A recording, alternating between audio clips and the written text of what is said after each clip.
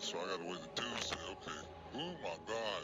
I just need to keep hearing that right there. Hey, you are awesomely awesome, and you're the best. You're the best. Bless. Just hell. I can't even. I don't even know what to say.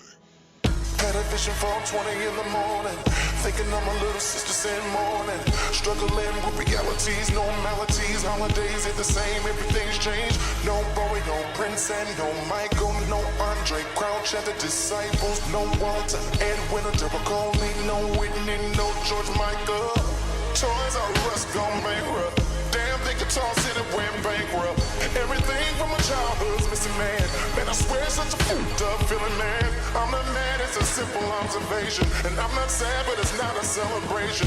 I'm just trying to put the pieces back together, man. Everything's falling through my fingers like sand. It seems a tighter that I'm gripping. It seems the more that I am slipping. I feel like I lost everything I love. And where's this alleged agape love? And churches ain't the same. Gospel music just ain't the same. R&B, it just ain't the same. But y'all keep telling me it's the same. But I ain't feeling nothing, damn it. And I don't wanna reach up and grab it. Shots fired, get to dunking. Always knew they were righteous out there. This ain't no future, bring it frontin'. And y'all know you still out here, fool.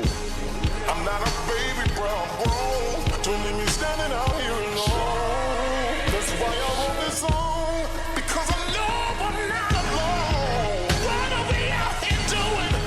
What are we out here saying? People don't care no more. So forget I don't care no more. This is too much for you to handle. I was always too much to handle. There ain't nothing new about me. You don't want authenticity. You don't want sincerity. 2020 brought me clarity. Now I see who you really are. No mask wearing, mailbox wrecking, places motherfucker. Let's go. Homie, you don't really want it. Sis, you don't really want it. I'm your nightmare opponent. Walking in a new anointing. Walking past all your bullets. Nothing in your trigger bullets. Try and pull it again. No weapon missed again. Tired of talking about changes. Tired of going through changes. Lie after lie. Lie after lie. Republicans and the Democrats. Prime ministers and bureaucrats. Senators and aristocrats. HBO and Cinemax. Film the babies in the cages. Babies dying in the cages. I ain't forgot about the cages. And if you did, then you're a racist. Calling it out like it is. Call it out like it is. We've been indoors for a year. And we're heading for another year. Lights off for Cologne. High interest student loans. Living in a pandemic. Calculated and systemic. Start with black folks first. Kill that melanin first. Press us down and we pop up. Press us down and we pop back up. Speaking of getting it poppin', I heard you wanna get it poppin'. 400 years pent up. I guess you really wanna get built up. We ain't playing with that ass. I'll get all up in that ass. Been doing wrong for too long. Time to sing a brand new song. Free at last. Free at last. Thank God Almighty. We're free at last. Free of all of your religion. All your European religion. All of your biased decisions. All of your wicked intentions.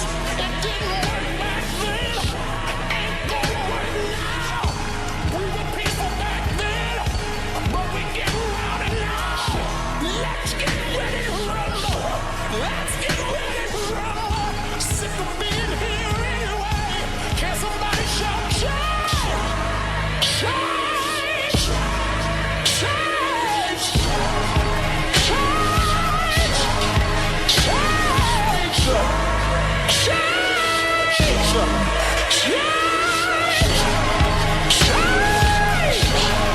Change!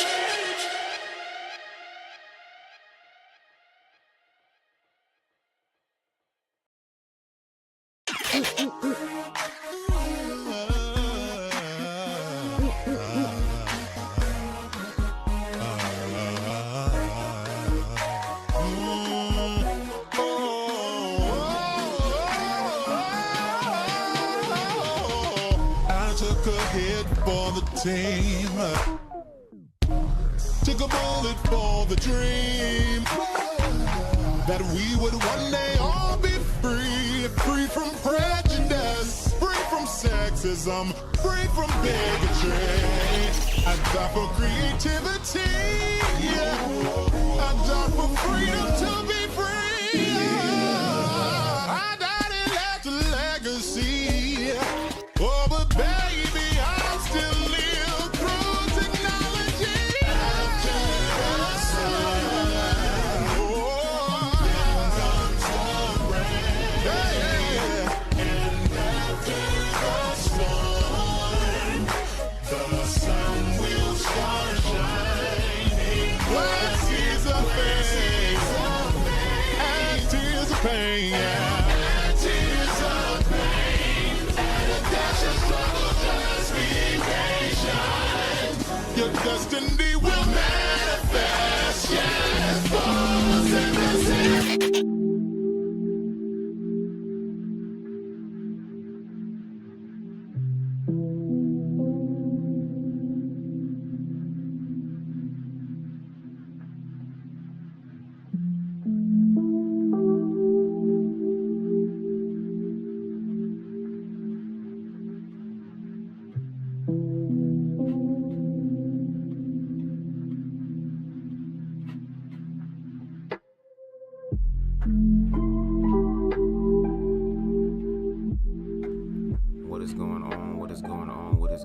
Y'all.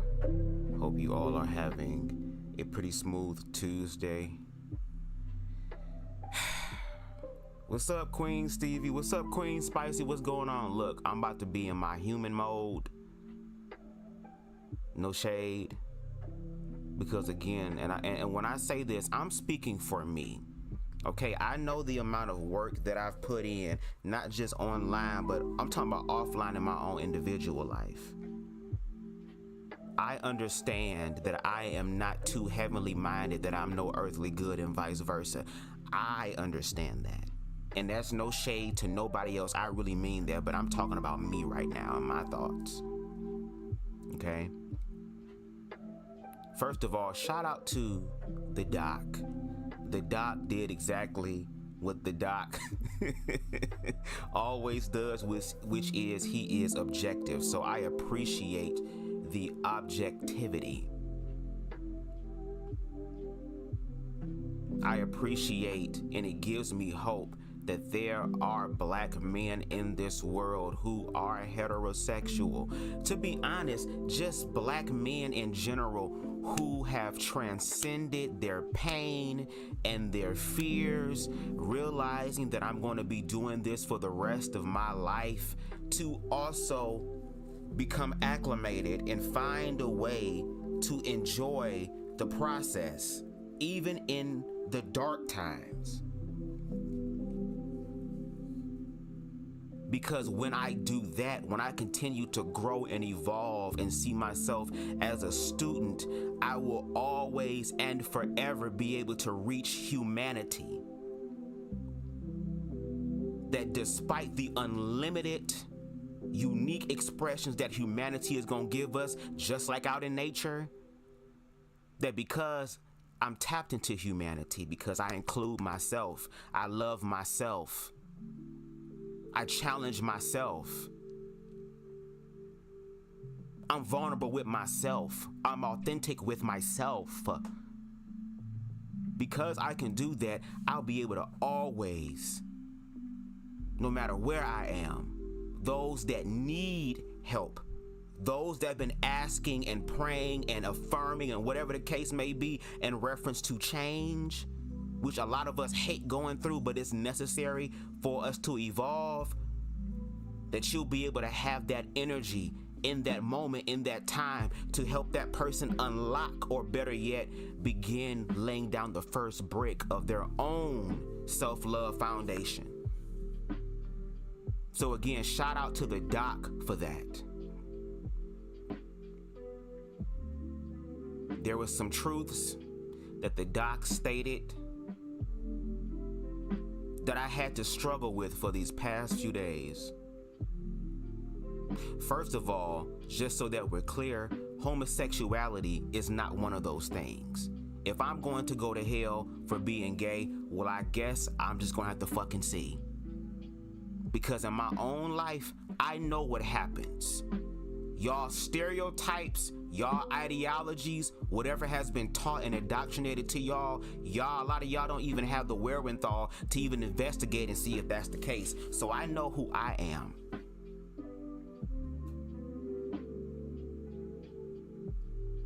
One of the things the doc said, and I even told him that I just don't accept it.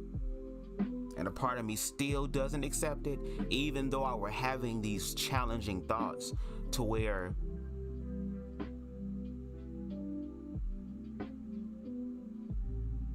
people just don't care.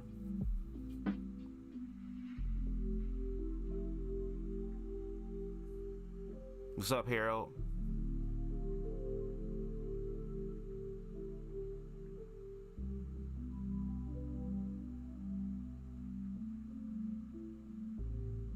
And I'm gonna be real human in this, so I don't even know if I'm gonna be emotional or what. I don't care. And I want to show the world that being emotional is healthy, because the system fucked a lot of us up.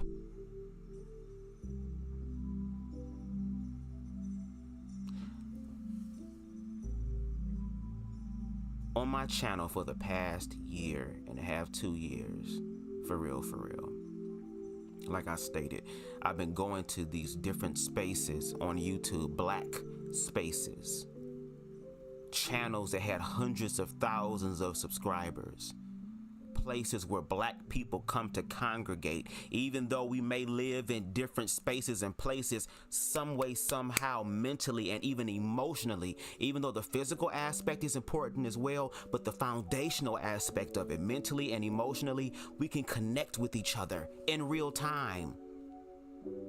And even though I critique the fuck out of these red pill spaces, black pill spaces in reference to queerphobia, I do appreciate that there are groups of people willing to sit down and talk publicly about these things. And contrary to what people believe or what they want to believe, I also understand and realize that I am still black. That never was... I never sacrificed that. What are we talking about here? I know that I'm black. I am part of the black experience. I'm just saying there's some queerphobic shit that feel like some racist shit as far as the energy is concerned happening to us. But I can sit here and compile articles, statistics, people's lived experiences. I have conversations with trans women. I have conversations with bisexual men. I have conversations with other queer people who also speak their own issues about what's happening in the queer community. And I think I'll start doing that more so that I can also show other people what accountability looks like.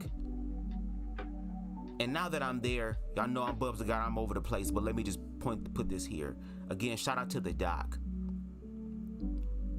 That live Saturday, as far as going through the different videos, that low-key was a backup plan because I didn't know if the doc was gonna be able to make it. So if so, I already told the people who support me, who were on the panel, that it was gonna be live, and I did not want to disappoint them, and I did not want to change it to Sunday. So I said, fuck it, if the doc is not able to make it, at least we can have a queer conversation. But when the doc showed up, I said, well, hell, I guess I ain't finna, I put all this information here, I might as well use it. But he said something. He said there came a point where the live started going to the whole proving aspect, proving queer people, proving ourselves. And the doc would say something along the lines of like, why the fuck should people care? Like, why the fuck do you care if I'm this? Why the fuck do you care? And like, I want to believe that we can get to a reality where people can literally not give a fuck about queer people, i.e., oh, that nigga gay, okay. Is he touching you? No. Is he doing anything to you? No. Oh, you feel uncomfortable? Well, what did he do to make you feel uncomfortable? Oh, because he's openly gay? Well, bruh, that seems like an inner problem that you got to deal with, bruh. I mean, I know what I like. Ain't nothing that homeboy can do for me. And also, homeboy respect me as well. So, respect is what earned, not given, right? I would love for it to get to that point.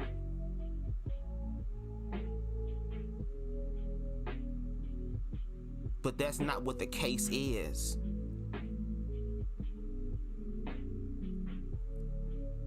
Because every time we try to have these conversations with other groups of people and we want our humanity to be acknowledged and seen through the stereotypes that's placed on all of us, if you really want to keep it 100.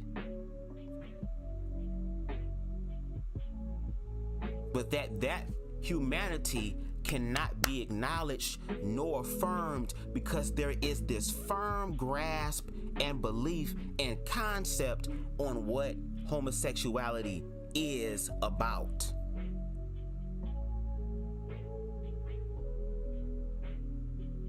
From people who are not even queer.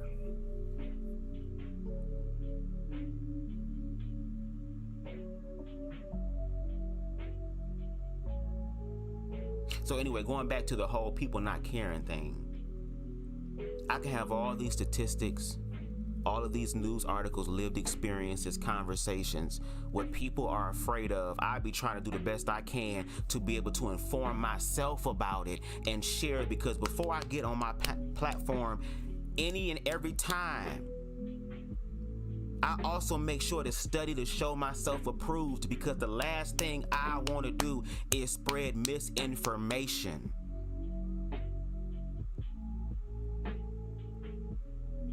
That's why I sit there and my lives be 5, 6, 7, 8 hours, because I want us together to sit through everything so that if I'm interpreting something wrong, you can be like, hey, yo, Bubs, hold on, pause, bruh. What about this? Because again, I don't know everything. I'm not getting online to pretend that I know everything. No, I'm using this YouTube, these online spaces, for one, as a training ground. Cause shit about to get real motherfucking hot.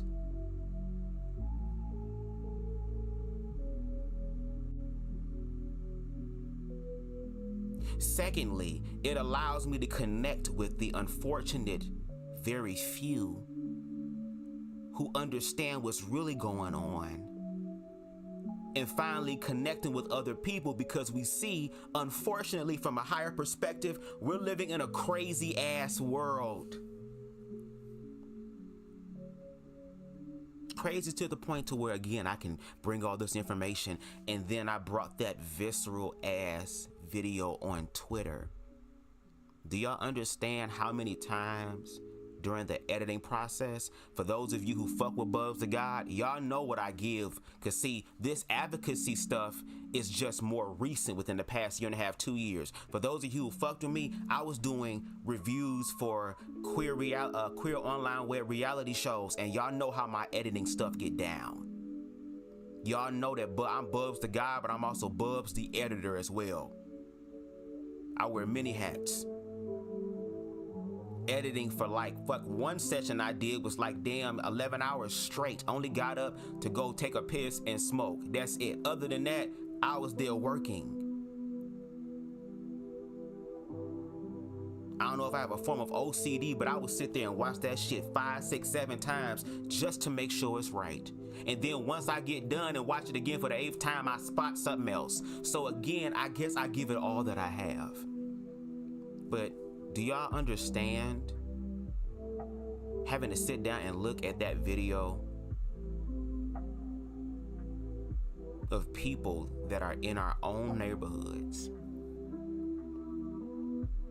to where at any motherfucking given fucking moment, tragedy, strikes.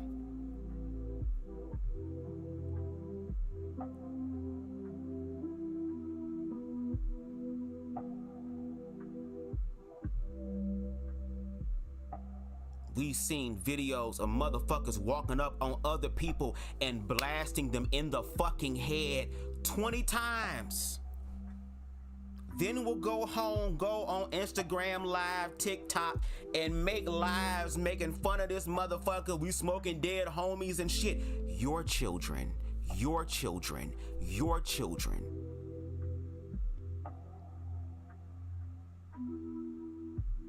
And as much as I am a family man, and as much as I want to create a family, have children of my own, unfortunately, I'm starting to have second guesses now.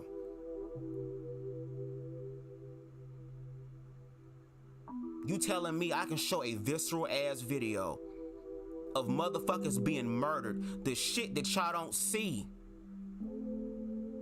Or unfortunately, some of y'all see too much.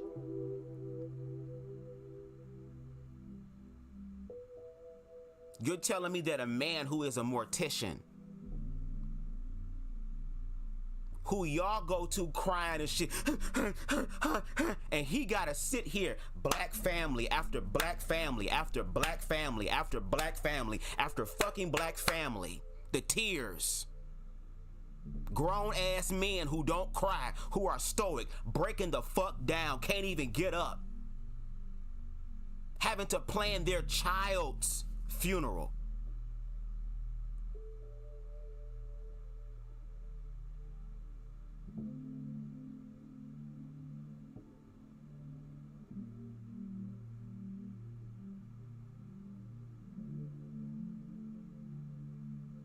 That man sitting there telling you the whole motherfucking process.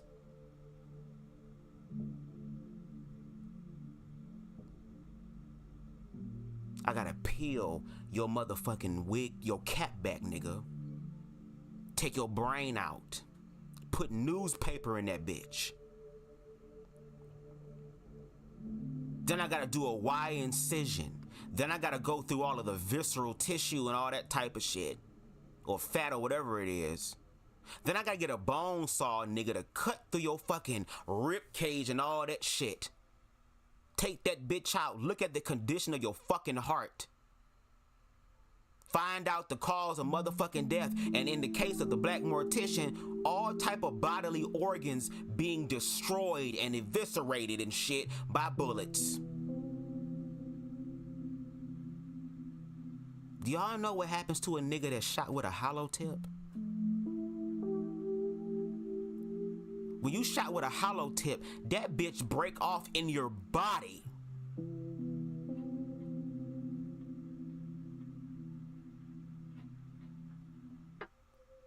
This is facts.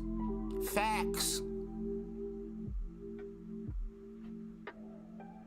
That man said that when he's sitting there putting the embalming fluid in these children, they can also spill out different orifices. And he said when he be embalming these kids, man, the embalming fluid comes out their eyes and it look like they motherfucking crying. What do you think that man has to go through to help your motherfucking kids?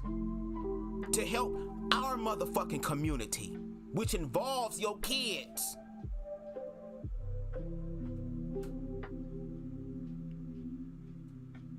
Going on the street, something y'all not doing.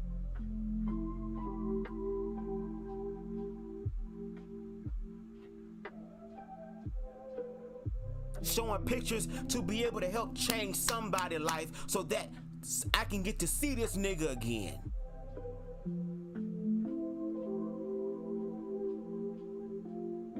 Since y'all talk about the old way and how y'all wish it would be back in the past and shit, get it back to the point to where the children are burying their parents like it should be, right? And for the people who are saying, the parents, oh, I don't raise my child like that. I don't allow them to be around people like that. I make sure that my child has a curfew. I make sure that my child has this and that and that and this and whoop-de-whoop-de-woo and blah-zy-blah-zy-blah and all that other type of motherfucking shit. They still be getting shot too, boo. They go to school with these kids, though. They on a football team, basketball team with these kids, though. And I'm gonna see if I can download that video, because again, yes, unfortunately, to the doc's point, why you gotta prove, who cares? First of all, what I realize is that seeing is believing, and unfortunately, even that's being denied in today's world. And secondly, queer people are going to be tried anyway. I'll give you an example. When I was in church after my first relationship in 2009, that lasted to 2011, I came back home because it was a long distance relationship. And I started going back to church. And I've always been a person that was, shall I say, because of my experiences, and the one thing about pain, if you learn from it, you start to unlock certain gifts about yourself. It's just at that time, I didn't have a teacher yet to be able to help me understand, or to at least help me strengthen the foundation for me to explore for myself even stronger what those gifts are. And I would go back to church. And again, my family, it was deeply at the time in Baptist faith. My father was a very devout deacon. We went to church all the time. Now that I'm an adult and I'm adulting, I feel like I'm growing and evolving in my relationship to this higher being, this higher energy source, or better yet, establishing my own personal relationship. So I was focusing more on myself. And yes, at the time I was dating. I was. Because if I have to deal with this boring ass life that motherfuckers saying that you're supposed to have, girl, and to keep going through the same shit that everybody else went through, girl, and hoping that the next generation get it right, I might as well find me a partner then. But of course the universe had different plans, and I see it now, which is why I'm grateful. But when I would go to church, I would just go to church, do what needs to be done as far as being a part of the young adult praise team and all that type of shit, because they was trying to get me to become a youth pastor. And it's like, no, I already saw how y'all treated the other two fags that were the youth pastor. You think y'all do that to me? No. I want to be able to just sing, worship, and that's it. But even in the midst of all that, you got motherfuckers that are nosy. First of all, I'm not the most attractive person in the world, but I'm not ugly either. I know that for a fact. Okay? So they started asking questions. Well, Bubz is single. Bubz is single. Now all of a sudden, girls are, oh, Bubz trying to flirt with me and shit. Women in the church. Oh my God, he is cute. Oh, now it's all of this shit. Now, I'm not in the church. Hey, y'all, what's going on, world? Every praise is to our God. I'm not doing any of that. But motherfuckers start asking questions.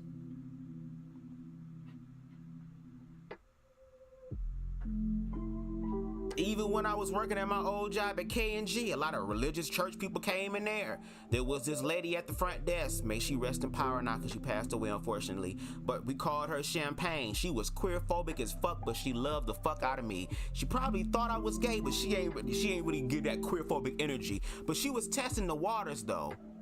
Because whenever there was a girl that came from her church or something, here, Bubz, come up here. I'm like, oh, shit, what the fuck is finna happen? What, girl, what?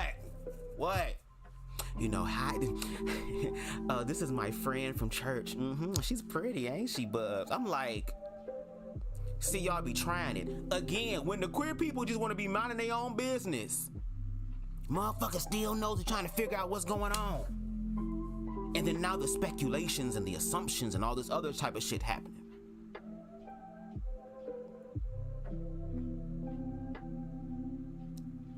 So it's like, even when we say, okay, we're not gonna prove anymore, by choosing to prove by our own volition, we just gonna sit up there and just, again, like everybody say, go back in the closet, be discreet, don't put it out there. Motherfuckers still pressing you. So it's like, whether you hide from it or whether you deal with it, the truth is gonna be exactly what it is.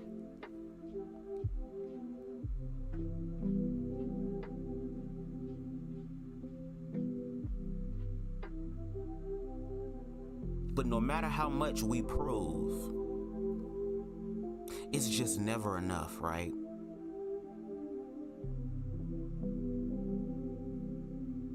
As black people, we've been hearing it for 400 plus years. But we need a little bit more. Well, y'all almost there. Yeah, y'all there almost. Close. Y'all remember the song. Lord, I'm running, trying to make 100. 99 and a half won't do. Y'all just keep showing up a half short.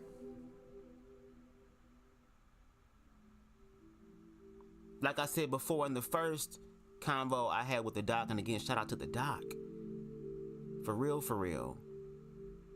Black people have been proving that they're humans for the longest time. The dangerous part about it is that I think because when black people did make the choice to rise and ascend, we dealt with the backlash. And the backlash was so jarring. It's the same fucking tactic that was used on slave plantations again.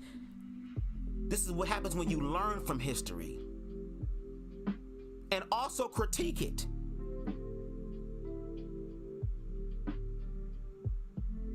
But the fact that you can have all these motherfucking slaves on a plantation, girl, and there are no fences, that's a psychological thing. And whenever, but at the same time, even though it was a psychological thing, and that's where the grace and mercy come into play, there was some motherfuckers who said, girl, fuck that. If we gonna die anyway, if we damned if we do and damned if we don't, we might as well do it. At least we getting something out of this. Because black people escaping slavery was never part of the plan anyway. So there had to be something that was done that was different and radical. But again, whenever black people decided to rise and ascend, when black people came into their own wealth and their own power and creating their own dollar, because now, instead of just talking about it and being emotional, now we're connecting with individuals who are strategists, who are business minded, individuals who know the system, individuals who studied these other people and found the loopholes as well and said, well, fuck it. We gonna find one way, shit. If they said if you want to hide shit from a nigga, put that shit in the book, and some of us know how to read, so we also going back and doing what is considered the right thing, teaching as well our community how to be able to thrive. And whenever we did, what happened?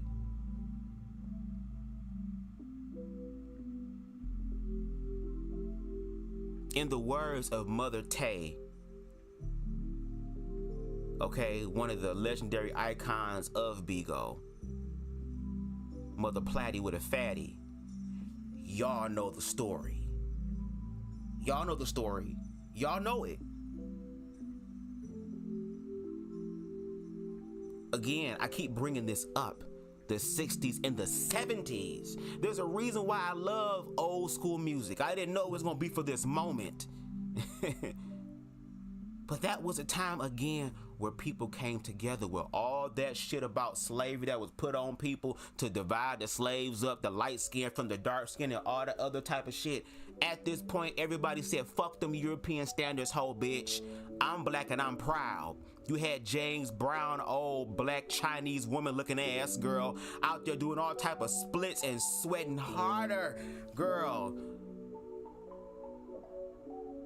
I was about to say a very, very dark joke, but I ain't gonna do it, girl, because it's a very important moment. Everybody talking about black power. Motherfuckers was also on the streets doing shit. The Black Panthers was created to police the neighborhood. That mean also check the motherfucking niggas out there acting crazy too, wielding death and destruction recklessly. Teaching black men martial arts and self-defense. Teaching black men how to use weapons instead of destroying each other to protect each other. And whenever the cops came in with they racist ass shit, that now they know, hold on motherfucker, this gonna be a new narrative. Now I'm not saying because he black, he automatically not guilty. Because to be honest, according to the law, it says that he is innocent until proven guilty by his peers. So we just trying to make sure that he gets there alive instead of y'all getting y'all rocks off playing judge, jury, and executioner. Okay? Being able to make sure that the children were eating. To make sure the children's bellies were filled going to school. Watching the kids go to school.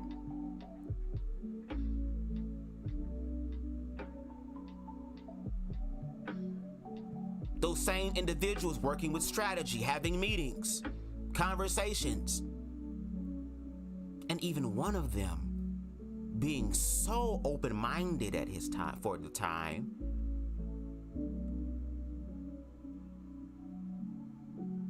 where he said that he wanted to connect with women's liberation because that was happening at the time, and queer liberation because that was happening at the time, because he understood that we are all oppressed under this system.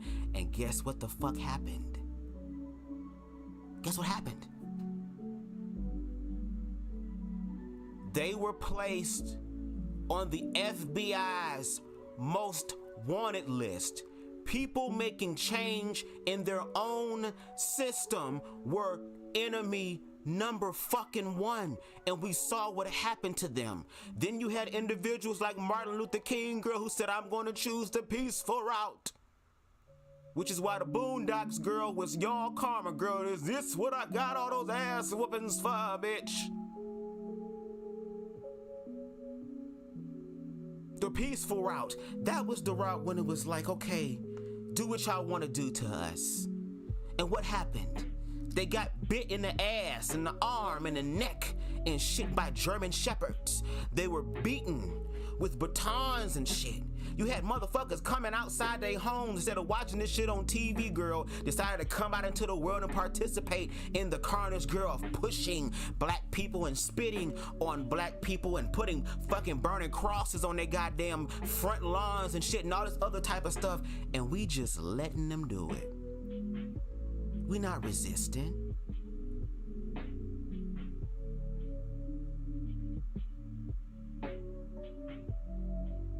He was the one that was about the church, doing God's will.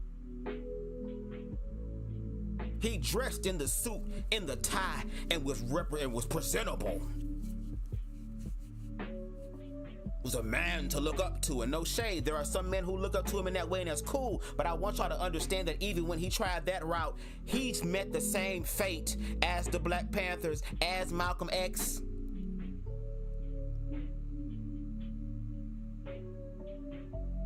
And now there's another generation who is going through that.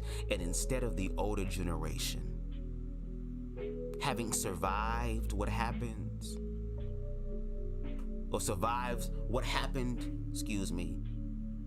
when the 80s came back and fucked all that shit up, and crack came through and fucked up all that goddamn Afro sheen.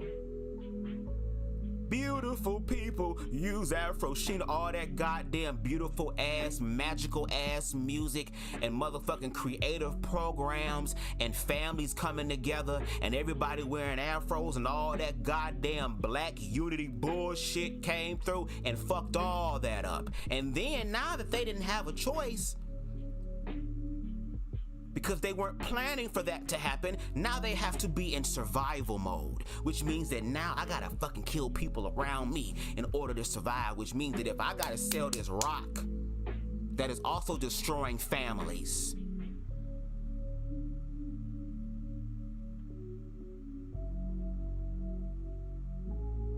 just so that I can buy my baby some Pampers and put food on the table. Because if I go do and get a 9 to 5, I'ma be overworked and underpaid, being stressed the hell out, being rewarded instead of a fucking pay increase with goddamn pizza parties and free food at the damn fast food restaurant. Then I'm being told I gotta work 3-4 damn jobs, so therefore I'm not even at home, and now my children is being molested by all these people now. Allegedly. Can't even trust my neighbor anymore. And on top of that, they ain't no damn neighbor cause her ass working too. Keyword, her ass working.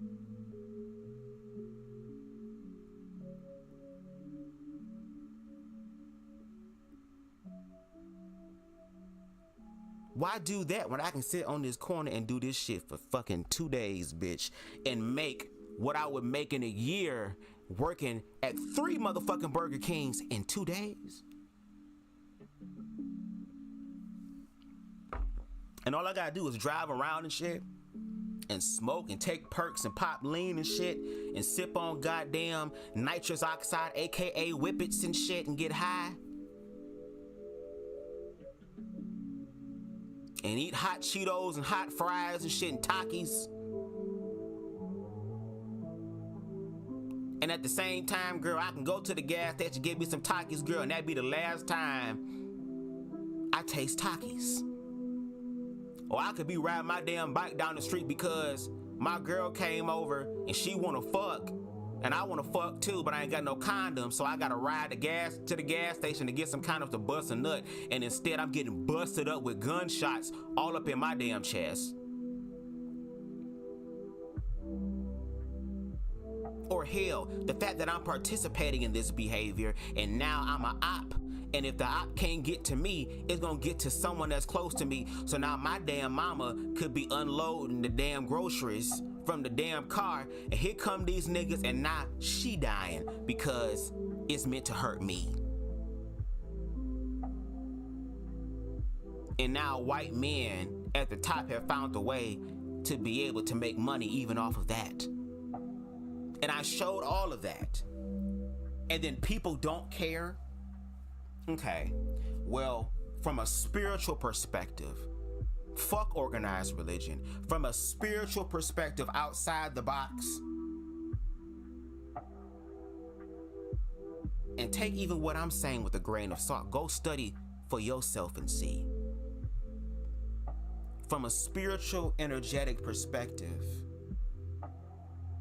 God, source, universe, consciousness, that is all just names for something that simply is an energy source. That's it.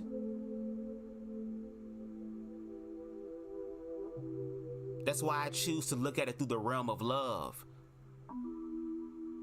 which is why it took me a few days to think this shit over before I came to respond or give my thoughts.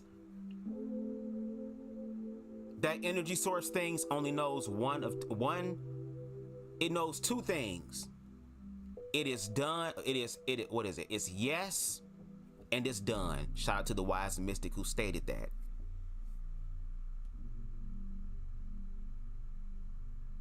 Yes, and it is done.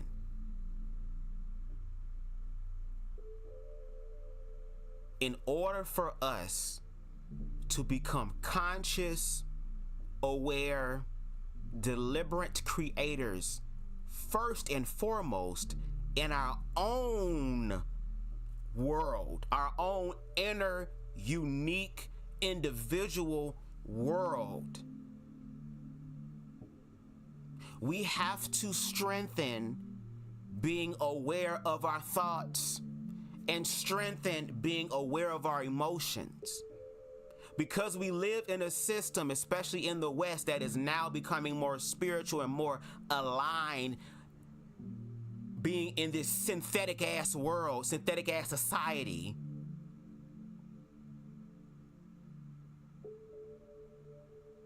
We have dealt with so much fucking trauma and abuse, and we're told to get over it, but but nobody wants to teach people how the fuck to get over it. How do you do that? What are the steps necessary?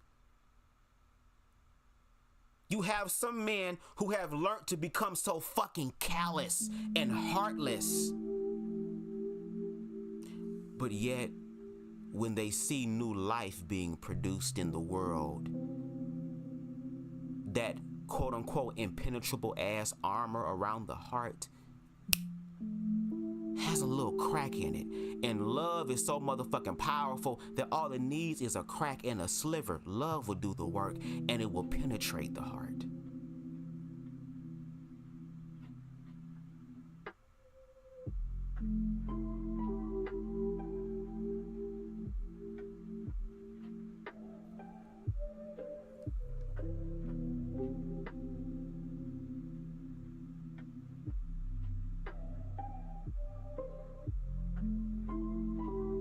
Once you are aware of your thoughts and your emotions, then you can start becoming deliberate creators.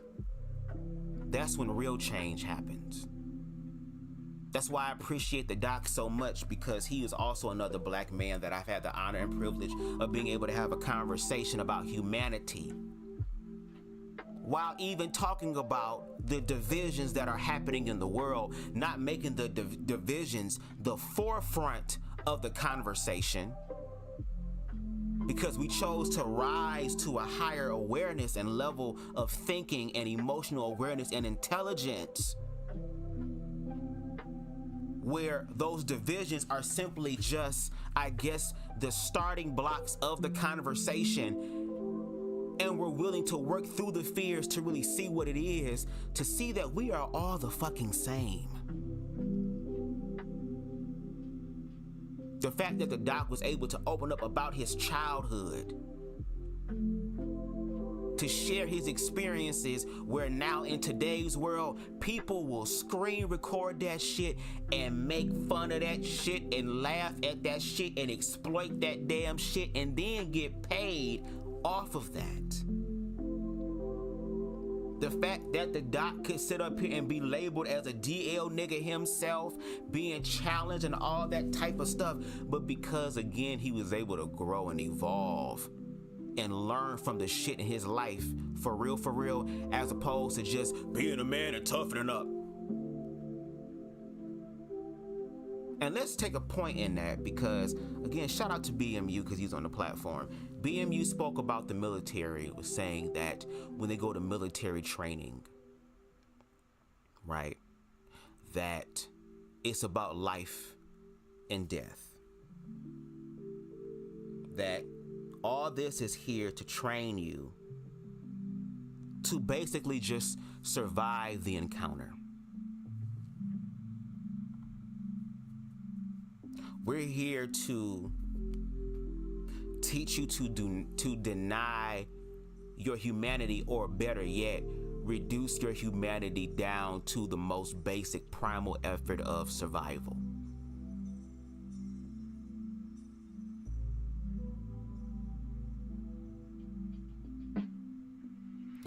Yes, we throw your ass in the gas chamber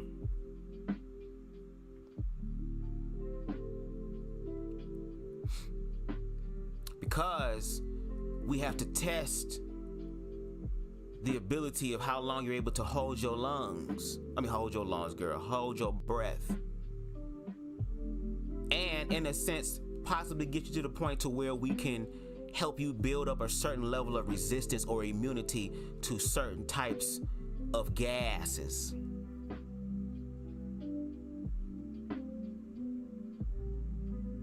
Now, again, I'm not in the military, and I'm gonna be ignorant on this part. So, like my friend said, ignorantly speaking.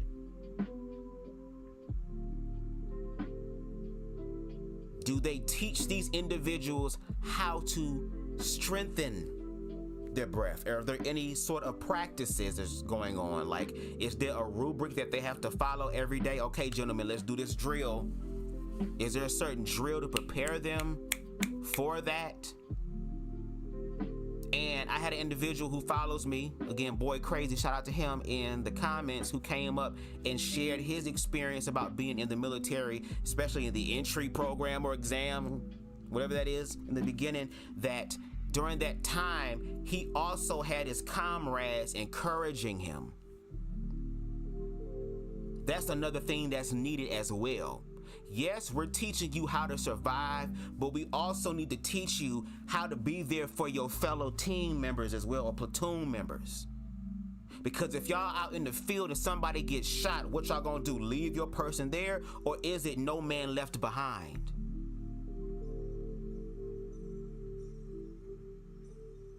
So yes, I feel like you can still teach men how to be able to be independent in reference to defending themselves,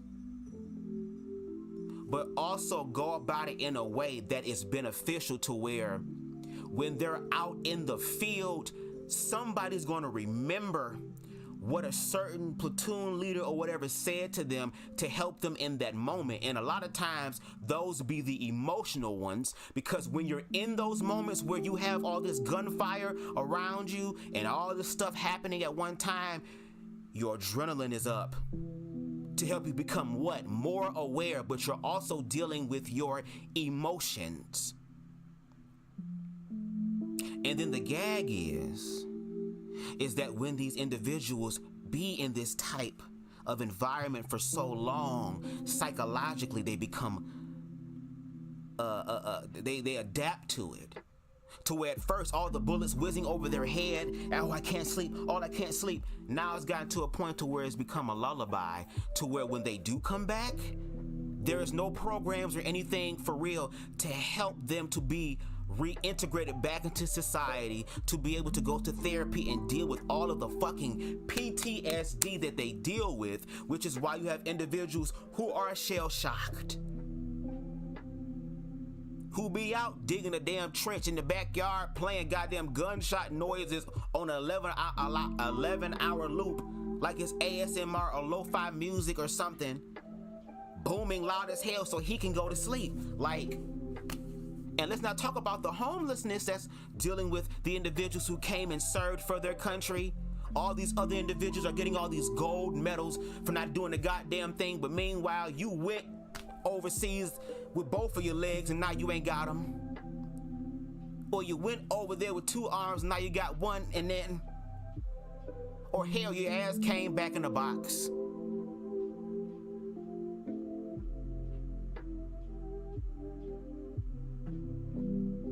To protect a country that literally is invading other countries.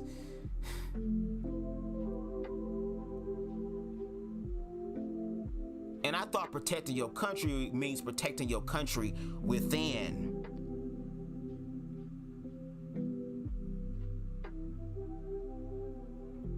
Another thing I realized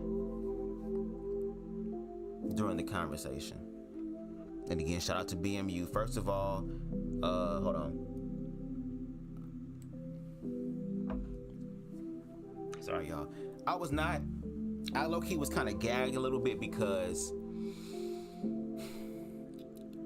of how they rock over there. I low-key, again, even though I invited him onto the platform and I was like, well, the doc is here. Because again, I was the one that asked for a conversation, or what I'm just going to assume now it's not going to be a conversation. It's just going to be a debate at this point. Because, first of all, shout out to the doc. The doc challenged me because he kept bringing up identity, how people operate out of identity. And a lot of times it's expressed through fear and through anger. Because the doc has been on my platform recently twice, I have so much respect for him to where I didn't want to sit up here and be challenged by him and then an opportunity present itself and then I literally fail in front of the doc. Just out of respect for me, and also I'm learning too. Just like he said, he's willing to unlearn so that he can learn. And that's just not an outwardly thing as far as, okay, how can I be a respectable law-abiding, in reference to the law of love-abiding citizen outside of myself, but how can I also show up better for myself so that I can show up better for others? How can I lose myself in love so I can love others better? Because there are people in the world who do want love, girl, and when love show up, they just break down in grateful energy. Their prayers have been answered because somebody else was willing to be a vessel for that. But when BMU came up on the platform again, shout out to him, no hate. I'm just critiquing your thought processes, sir. And throwing a little shade because that's what we do. You a comedian, I'm a comedian. Again, I grew up during the era of Mad TV where you can sit up here and even the doc said, we can rag on each other and talk shit if you want to, but I'd rather us have the converse. I'd rather there be some sort of, even if it's a basic ass gray area established where there is more focus on the similarities as opposed to the differences, and hopefully get to a point to where the differences, we can learn to appreciate them. Because I even say a lot of the times now, I'm glad that somebody else is doing something that I don't have to do. I'm so happy. The universe has it covered in some other way. Again, like the saying goes, what you won't do, somebody else will. I think that would be like an amazing thing to really like build the foundation on. But anyway, I also realized that in order to build that foundation, both parties have to be willing to really not just listen, but be willing to comprehend as well. I was proud of myself, but at the same time, y'all, when I tell y'all my ego was like, now Bubs, now you gon' gag Bubs if you screen record that part, girl, and then make a meme of your ass, girl. Them niggas be roasting you over there, girl, making it seem as if though he silenced you on your own platform. See, that was my ego talking. Because again, it was about, again, the proven aspect. But then I thought about the doc's words, like, first of all, no shade, why you gotta prove when low-key my works speak for me? Why should I prove myself when I've done countless lives listening to these red pill spaces that have all these questions about queer people, and since they're not ready nor mature enough to be able to actually have conversations with queer people that actually lead to a fucking resolve and not just a circle in the chain and the bullshit, that maybe what we'll do is y'all ask questions, and on our platforms we will do the best we can to educate y'all, but y'all gonna have to sit through what like we had to sit through with y'all commentary. That's the only way it's really gonna work, if you ask me. But all that speaks for me.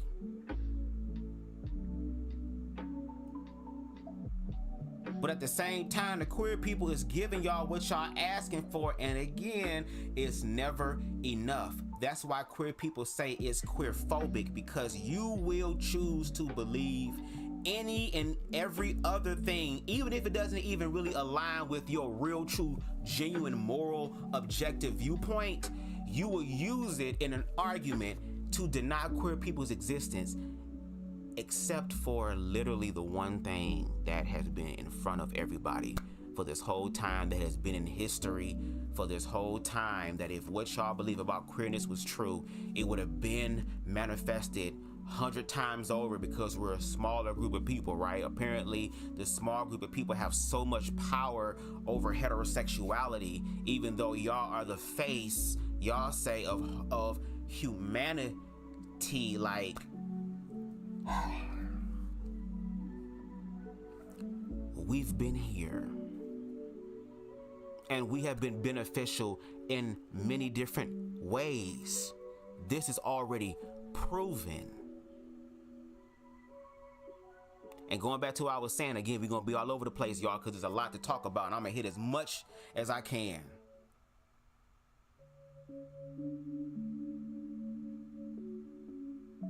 Speaking about blackness, we have gotten to such a place that is so destructive that we literally have started believing the lies of the enemy, that we ain't shit, we ain't fucking worth it, nothing. Or literally, they're doing everything they can to regress all of our progress. Because if you look back during slavery, girl, remember with the whole, I about to say Jim Jones, girl, the whole Willie Lynch letter and how you get these people to hate each other, we're literally regressing. Literally. Light skin versus dark skin is up for this conversation again.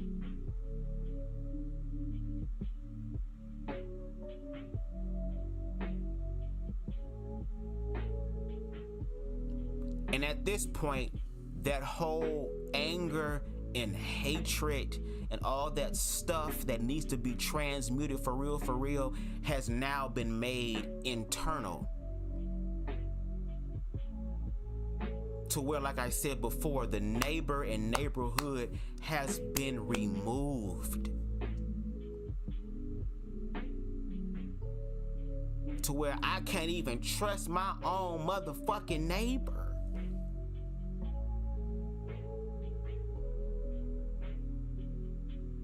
To the point again, like that compilation show can happen in our neighborhoods and ain't nobody gonna do shit, because even for the people who saw what happened, who know exactly who did it, their life is now in danger by doing the right thing. And then you have these white corporations that see that and say, hey, we're gonna play both the torturer and the remedy. We're gonna sit up here and we're gonna give you all a 360 deal, put all this money in front of y'all that y'all probably haven't seen at one time for you to make this music. Meanwhile, take our life insurance policy on you because we know you're gonna die. Look at your communities.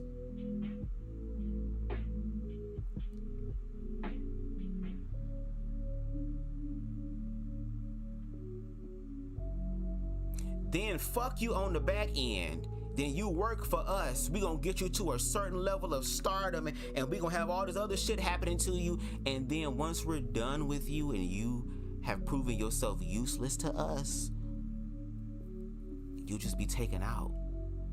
So whether your ass still live in the hood or whether you live in Beverly Hills, nigga, whether your ass trapping on the streets or whether your ass is living in your mansion, nigga, your life can still be taken because you a nigga.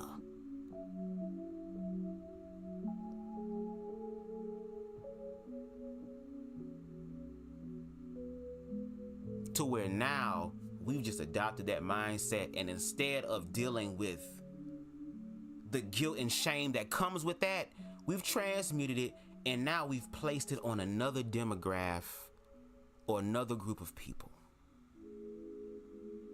I.e., black queer people. We're not talking about white queer people and the privilege that comes with all of that. We're talking about the whole energy of, oh, well, if you can't beat them, join them. And how do you join them? Beat those people over there.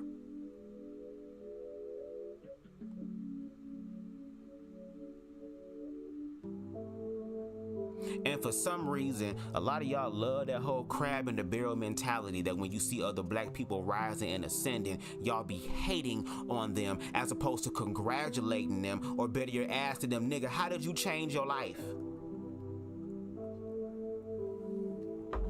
But at the same time, it's also the responsibility of those that are rising and ascending to give back to their community. And I ain't talking about no goddamn turkey Thanksgiving ass giveaway or a turkey drive, nigga. Some of these motherfuckers don't even have gas in their house to bake the turkey. What they gonna do with it, nigga? But to actually come back with other black business-minded people to be able to help create black wealth, the black dollar. We are a small demographic in this country, but make up one of the biggest, largest consumers of this country. You telling me? And baby, no shade, black people, we the responsibility of all this shit being entertaining, girl. All the TikTok dances is black. All the music that be banging is black. We are creative ass people. We have not forgotten that. We've always been creative. But they want us to be creative under their control. Which is why I also have an issue with the black church. And this is where we go back to BMU. The doc was talking about identity. And again, the children were the highlight, the shield of fear. The children. Hey, it's the kids. It's the kids. Okay.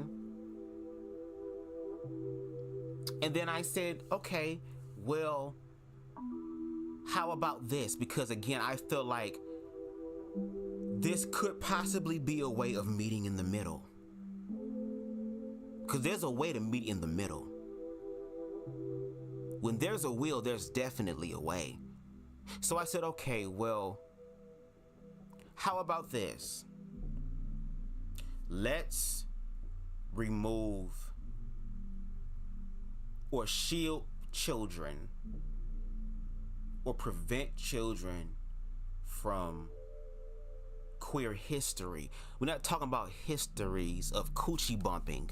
We're not talking about history of sword play. We're not talking about the history of sex. We're talking about the history of people's lives who have also contributed to society. For example, like James Baldwin.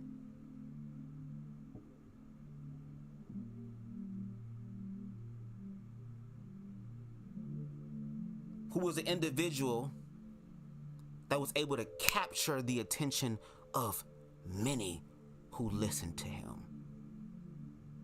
Who has such great philosophical works that have inspired black people to think.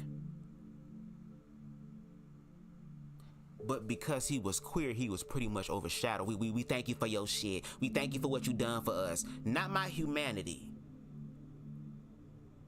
Which I had to transcend to be able to learn this shit and better yet, be greater help to society and humanity. But you want to deny the one thing that I give to y'all?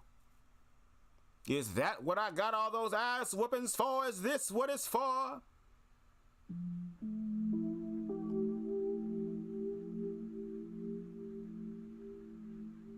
Bayard Rustin. And I'm gonna keep saying these names because these niggas did help. Was a dope ass strategist, and yeah, shout out to the word eunuch girl, because in a lot of these goddamn, especially these Chinese history ass shit, the eunuchs were the individuals who were smart, who were strategists. They knew what was up. Again, queer people have their own unique gift. Just because we don't have the gift of what y'all consider procreation does not mean that we don't have no gifts to offer humanity, baby. Y'all not ready for that conversation.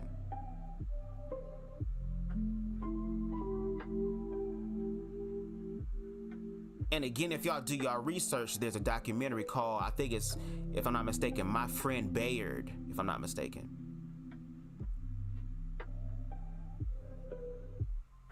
Where literally there were people who were there, who were part of the organization, committee, all that type of stuff, literally were saying that they had to remove Bayard from this whole march on Washington because, again, the sodomy laws, the anti-gay laws were put in place.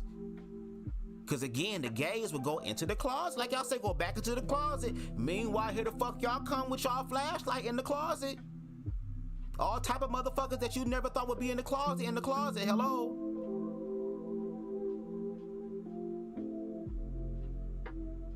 That if Bayard were to continue to be connected to this, that they would try to find some way to make Martin Luther King gay, and that would destroy the whole situation. So Bayard, out of his own volition,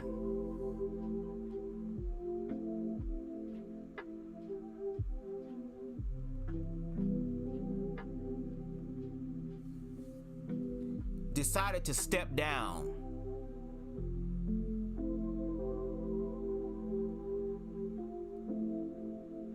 But couldn't nobody get that shit done like him.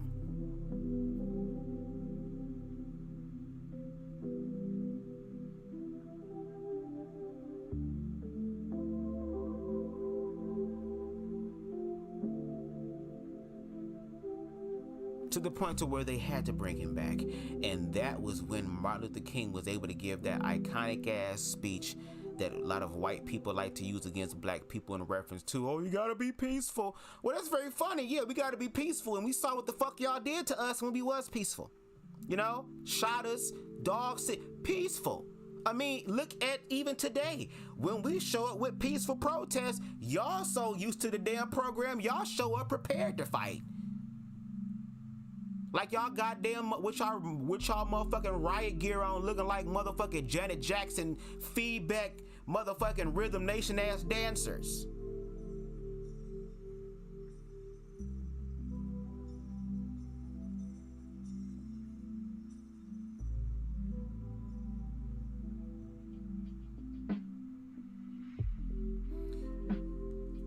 Then on the platform, again, me asking questions, because again, I'm trying to have a conversation, not a debate. Because if it's going to be a debate, I want it to be a planned debate, just so that everybody has an ample chance to be able to get their shit together. No shade. One-on-one, if that is the case.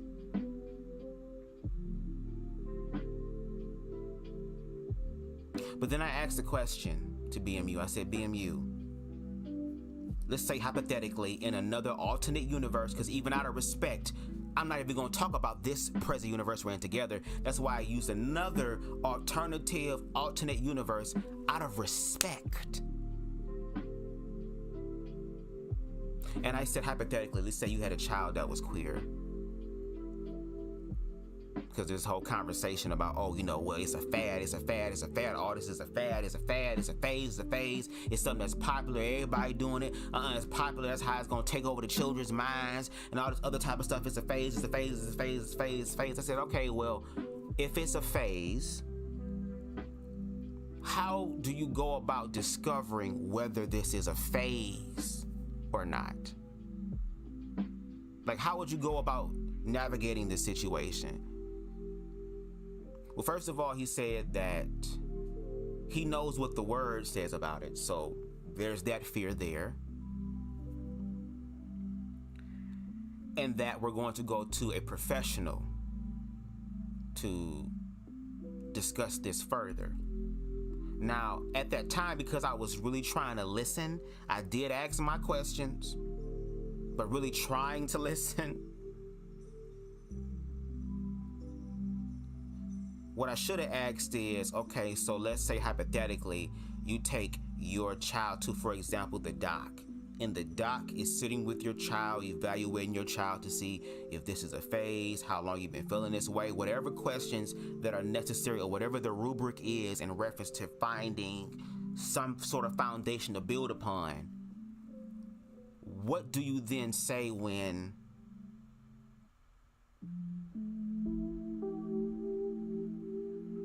that child or the doc says, this is who your son is, BMU, or this is who your daughter is, BMU, or this is how your child is, BMU? If a professional told you that, would you accept the words of the professional, who again has done the extensive work and spent, I'm pretty sure it's going to be some years, with your child having these conversations?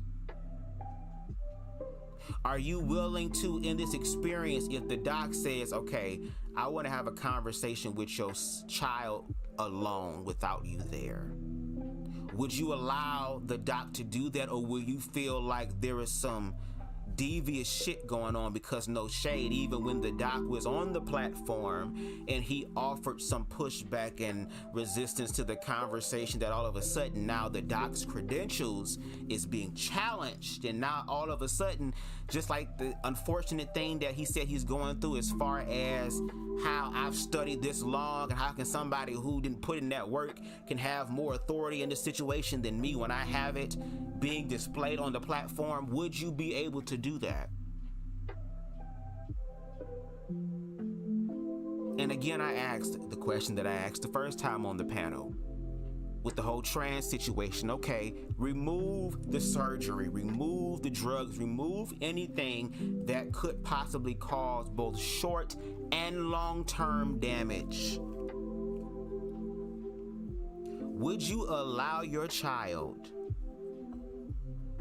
to express their transness in other ways, i.e., allowing, at least in the house, it ain't gotta be outside the house, but at least creating a safe space for your child at this level in the house to be under your supervision, so that you know no nasty, twisted, sick, perceived, perverted shit can happen to your child? Are you gonna let them wear the wigs in the house because the wigs can come off? Are you gonna let them wear the garments they wanna wear, or because the garments can come off? Are you going to allow them to wear the makeup or whatever feminine expression, even if it's pink nails, even if it's pink hair, even if it's piercings, even if it's a style of dress, even if it's anything that you would consider eccentric, okay, or out of the norm? Would you allow them to do it? Because at least that can come off. You can do this for 30 minutes to an hour a day, and then we can see going forward. Are you willing to do that?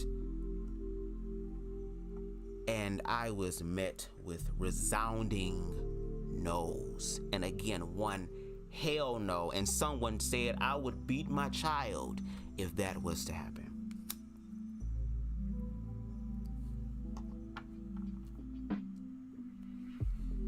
Now, in reference to the state and the children, right?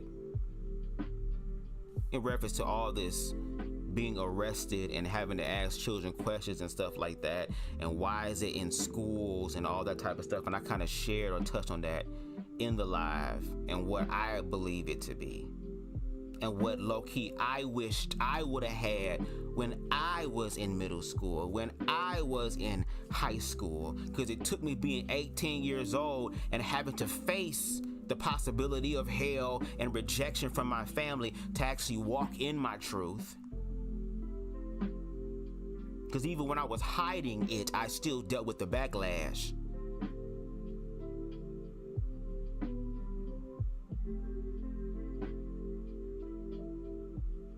What if there is a queer child, again, a queer child? We're not talking about heterosexuals trying to explore or experiment or try to figure out what it is, and girl, I'm gay now, when you don't even know what it is.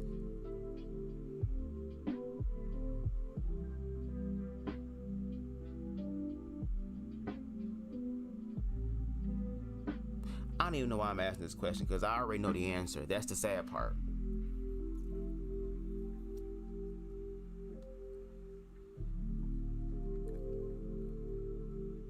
But let's say there's a queer child. I'm still proving, still asking anyway.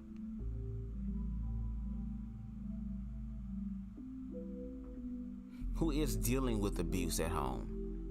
Who cannot self-actualize, because when these people are being told that there's something even wrong with them, that does psychological harm in their heads and cause mental illness. I literally shared my story as a child growing up in organized religion, who was down low, who was in the closet, who was pretending to be someone that I wasn't, and meanwhile I was still being bullied, dealing with depression, dealing with dark thoughts, my grades failing, my parents doing what is considered the right thing. Meanwhile, the community responds in a negative way to where I had these amount of bullies. Now it's done fucking multiplied. Being fucked with for no reason. I wasn't touching dicks. I wasn't trying to touch on asses. I wasn't talking about coming to the bathroom with me. I wasn't doing none of that shit. I was simply trying to exist, and these motherfuckers, because I was perceived as gay, fucked me up. And then having to go to church again, because I was told that Christianity is a proper identity and being queer is not.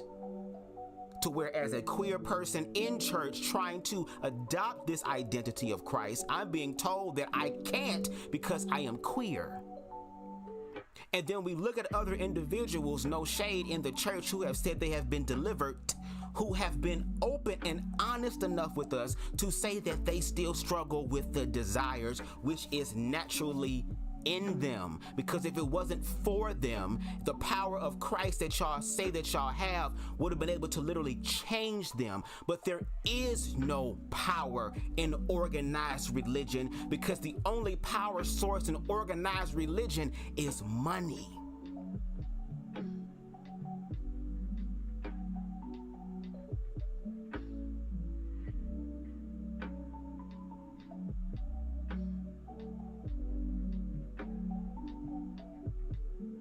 And let's talk about Christianity in school and bringing up the dollar, saying it says "In God We Trust," and of course the Pledge of Allegiance. When literally the founders of this country, there were individuals who were Christian. Yes, that was their own personal belief, but this was also a nation in which the freedom of religion was available as well. And all of the founding fathers, if you want to be honest, were Masonic individuals who believed in equality. They were leaving a place to have more religious freedom, even though they murdered, did all the type of shit. The core basis of it, or the genesis of it, that should be the focal point of humanity, is the fact that you can believe what you want to believe. If the neighbor on the left of me believes in 20 gods and the one on the right believes in 0 gods, okay, is that taking money out of my bank account? Okay, no. Is that taking food out of my refrigerator? Oh, no. Is that taking clothes out of my back or destroying any form of me providing for myself? No, because I would hope there would be a respect for other people's religion, because you would want that respect. And that's why I went back with the question and I said, okay, well, how about this? Let's remove all the queer shit, all of that stuff from children, but let's do Christianity as well. Oh, no, no, no, no, no. Why I say that? Why did I say that? Now it's about, oh, well, you know, the Bible brings up morals and all that stuff and whatever, and whoop-de-whoop-de-whoop, yep. And meanwhile, y'all be failing in applying those morals to queer people, into hoes and sluts and project trap-ass baby mama bitches.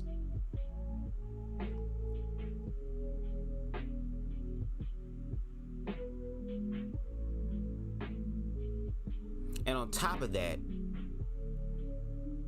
when I had used the scripture of do unto others as they do unto you, and yes, that was a biblical scripture, but I was also speaking in the language in which you understand. I also said that outside of the Bible, that is also known universally as the law of cause and effect. Whatever you put out, you will receive. It can also be said as karma. And let's talk about karma for a little bit. The fact that there are people out there that are now talking about, and this is no shade, I'm just saying from a spiritual standpoint, and that's what I mean about we got to work at this in reference to humanity, because just like how this whole narrative about queerness, ignorantly and through fear, has caused innocent casualties on our side, guess what? It's going to be the same thing on y'all side, where unfortunately people like Doc unfortunately ended up being a casualty, and he is actually the one that's doing the right thing. That's why the scripture do unto others as you would have them do unto you is very important, because in an unconscious way, you're going to receive the same thing you've been putting out. That's why I made that note that all of this oppression that y'all feeling and having to change and all this thing and feel like I'm an outcast and I'm an outsider and everybody else they approve of pride and they cool wearing the pen and stuff, but meanwhile I'm the only one at the cubicle. Well, didn't I say to y'all that going forward in this energy thing, everybody about to know what it feels like to be a nigga. Everybody about to know what it feels like to be a fag, dyke ass, tranny ass bitch. We all finna know what it feels like to be a female or woman. We all finna know what it feels like, because it's a mirror experience. Oh, well, you know, two wrongs don't make a right. Yeah, but a negative times a negative is what? In the chat, please Math is not my strong subject, girl, but I at least know this: a negative times a negative is what?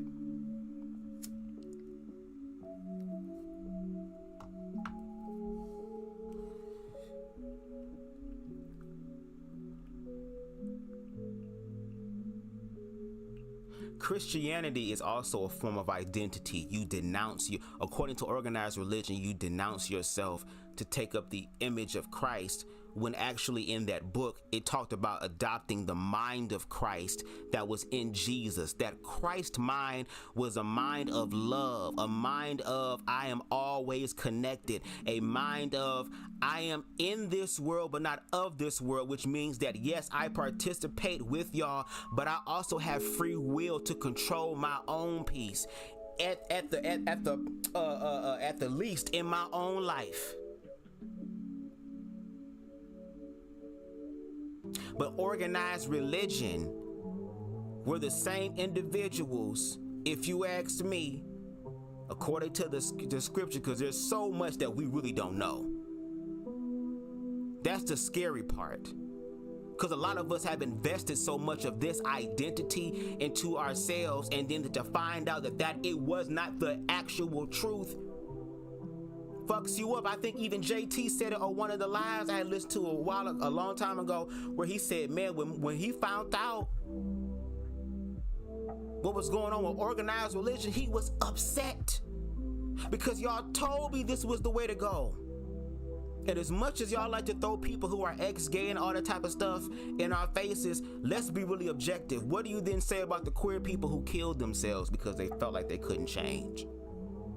What do you then say about the other ex-gay people who have been doing this shit for 20, 30 years, who literally turned around and said we were lying the whole time?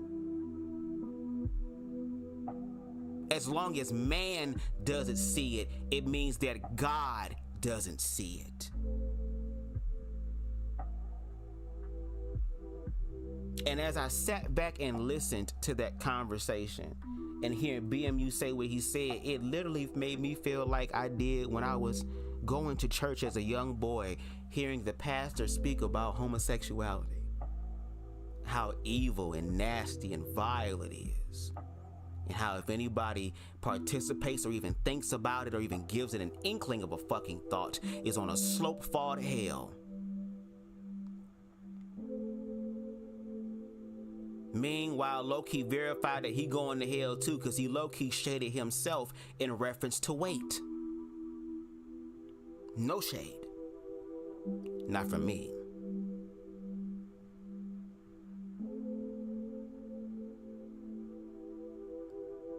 And again, when we look at history, we've seen what these religious institutions have done to people who have not submitted allegiance in their way of thinking. And let's say that is the case going on with queer people. Let's say that the queer people are the ones in power that is making y'all feel some type of way. Well, since we're speaking objectively here,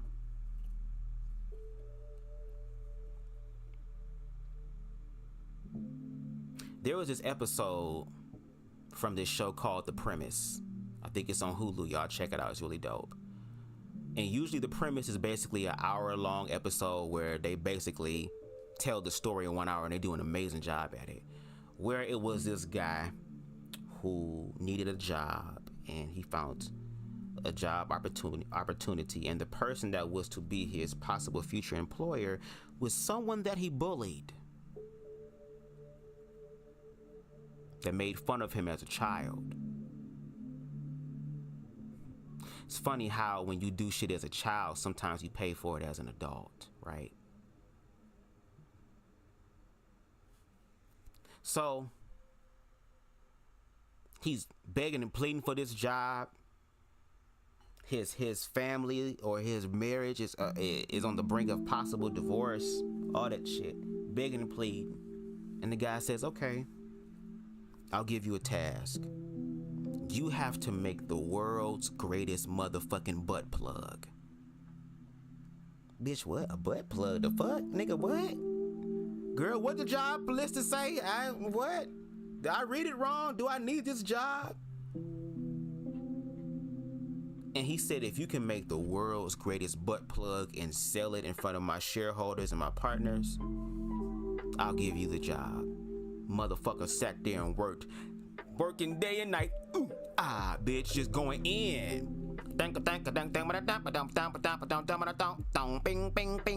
the whole guitar solo, girl.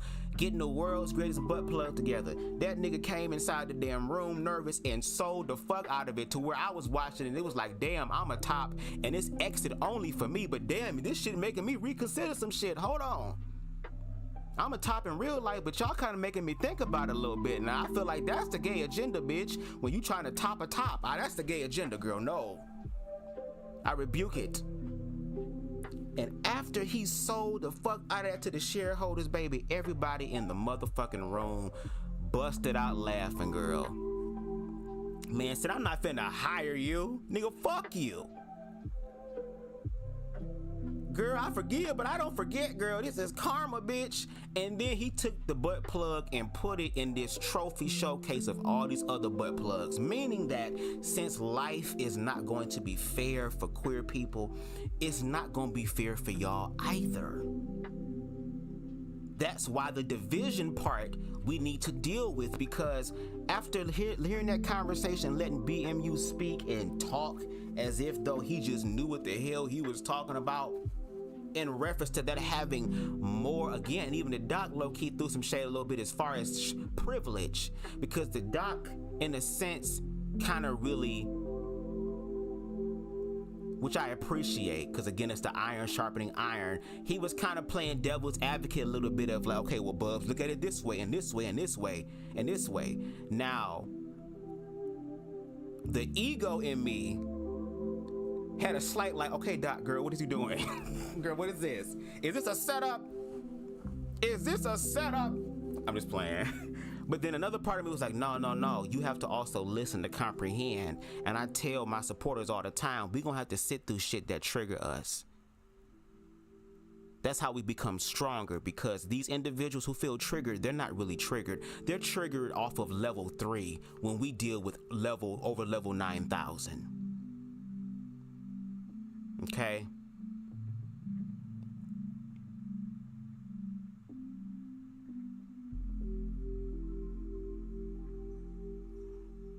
That's why the oppressed groups of people always come in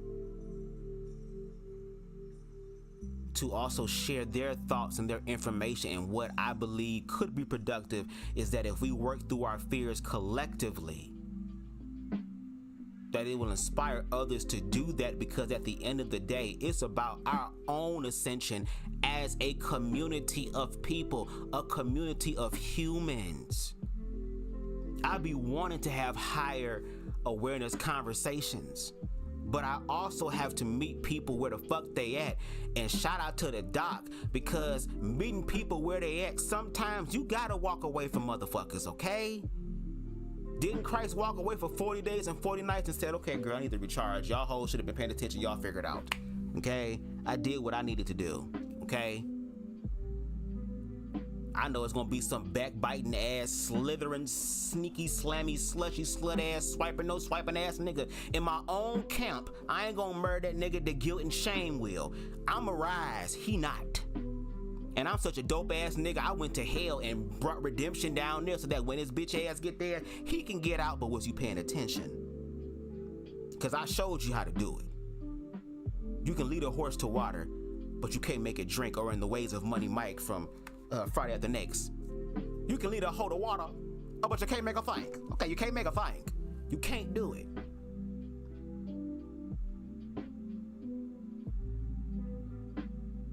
And the thing about it too that really like hurts my heart is that they're the most innocent casualties of all this shit is children.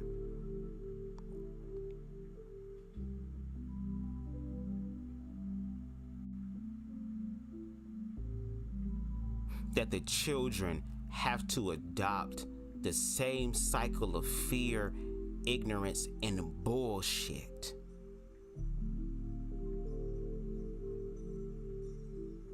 And shout out to the doc when he was speaking about identity, especially a lot of y'all as parents. Y'all look at y'all children through y'all lens of y'all identity, as opposed to allowing them to rise and ascend and show up however the fuck life, destiny, or whatever the situation is calls for them to show up. As long as it is bettering their life, bettering their mental health, bettering and the quality of their life experience, and they're not hurting themselves or anybody else, live and let live. Your child is not a junior. You don't get to sit up here and use your child as a fucking canvas to live out your failed situations.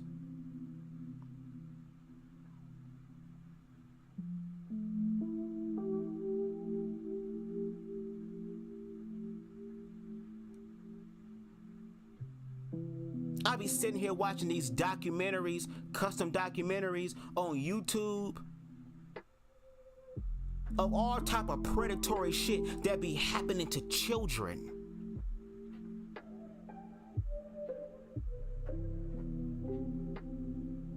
Be breaking my fucking heart seeing that. To where when it was brought up, oh, you know, where the queer community is rising in numbers and, you know, reproduction is going down in numbers. But then the doc clarified that, yeah, the numbers are going up for queerness because now it is acceptable to be queer. So that some people who possibly was curious and wanted to see what it was going to be able to have the opportunity to experiment and see if that's really them. And if it's not, that's cool. And if it is, that's cool. So that therefore, you ain't got to deal with no more down low niggas. You ain't got to deal with your baby daddy being gay after 20 years being married to his ass. You ain't got to worry about your nigga walking in with worry about you walking in with your nigga with another nigga. You ain't got to worry about that because people walking in their truth.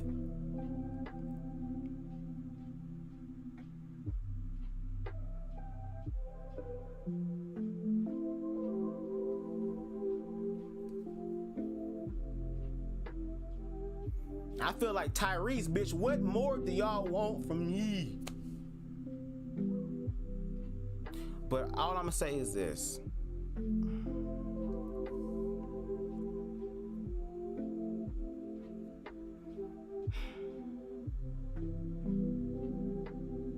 If we continue down this road of fear and ignorance, our youth is going to pay for it. And the way that blackness is looking right now, the youth is already killing each other. They already getting the motherfuckers at 10 years old. A little RT. I challenge y'all, because I was challenged and I met the challenge. So therefore, I'm not going to be the only one challenged, especially if this is about community. So the challenge to BMU and other platforms like them, I want y'all to go on YouTube and type in gang documentaries, and I want y'all to listen to some shit. And better yet, let me go ahead and pull this up because I had this that I downloaded. I am so sorry, y'all. I've just been in the flow. I wasn't even looking at the chat. Hold on.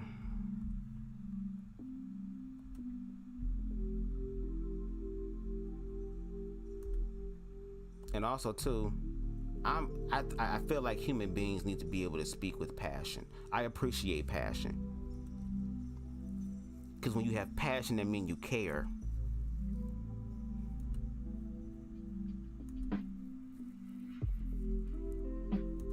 What do you think the biggest thing that guys struggle with is? I saw this on Instagram.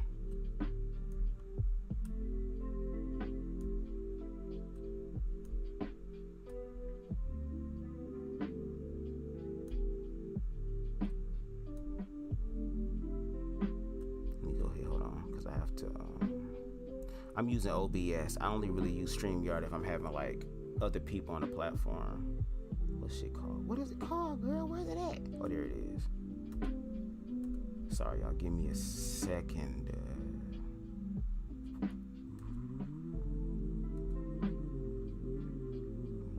Hold on. Now the account is individuals who go out like in the hood and they give like therapy sessions or like ask questions, which I really appreciate. Like they be trying to figure out what's going on with people's minds. How you feeling? What's your mental health like, bro? Like People going in the world, people have stories, people are hurting. Like, if we take the time to actually show love and show attention and affirmation to people, that shit can literally change people's lives. So these right here are young boys, young black boys who live in the hood. Okay, same areas that I live in. Less dangerous where I'm at, but still dangerous nonetheless. And they were asked this question. And again, these are coming from the individuals out of their mouths themselves. I want y'all to take a listen to what their responses were. Fatherless child. Hold on, go back. It's kind of loud shit. Here we go. What do you think the biggest thing that guys struggle with is? Fatherless child. Fatherless, like not having a dad in their life. Like this, I'm being real. Right, like not having a father figure. No father figure. No father figure. And it's not even like no jokes, bro. My dad's in prison. somewhere in Florida. I don't know. My dad's doing drugs. Like for real. And my dad's in prison. Like father figures are like. Overrated. It's something about like it was one guy that did take care of his kid. He had kids. He didn't take care of his cycles. We live in these like shitty areas with no father figures, bro. People like they have kids.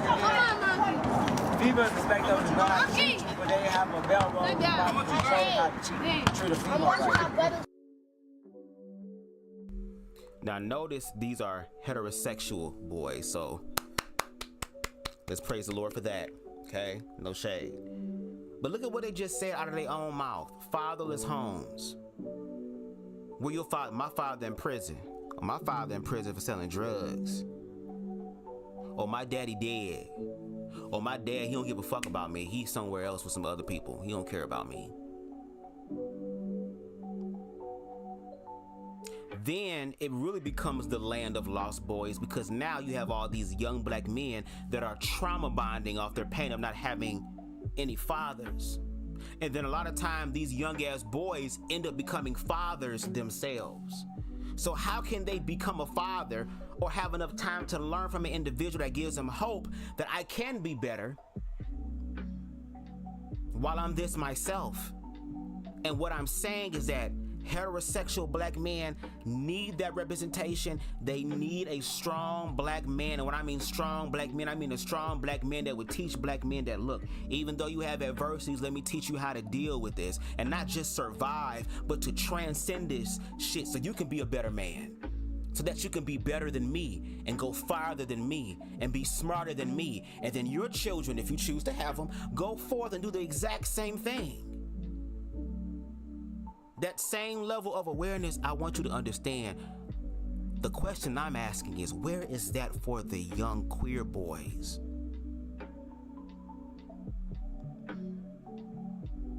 And I'm grateful for my father, because even though I am queer, I know how to change a fucking tire. I know how to cut motherfucking grass and do all type of landscape work. I'm a person who definitely is about security. My head be on a swivel. I guess that's one beneficial thing I did learn from being bullied. To always keep on like a sentry.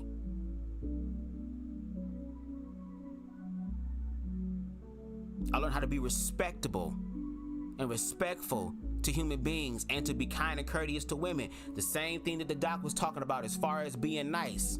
I'm nice. I'm the nigga that opened the door for you. I'm a nigga that say, hey, how you doing? I'm the one that's meeting you with love or the way that I would want to be treated first, going forward. That's just how I was raised.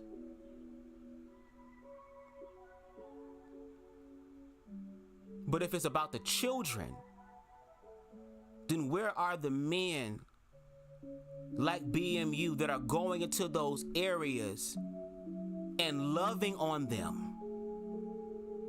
I ain't talking about just in the realm of football, in basketball, or sports, but to just sit down and talk to the boys.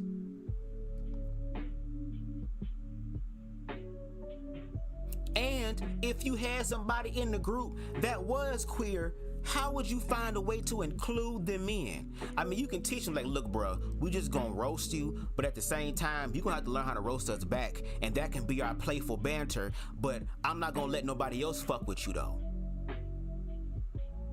You know what I'm saying? Like we gonna dog you, and you gonna dog us, and we gonna laugh and shit, we gonna be cool, but let any other nigga that's not us fuck with you, nigga. What's up, bro? That's my bro. Where is that at? Is that energy there?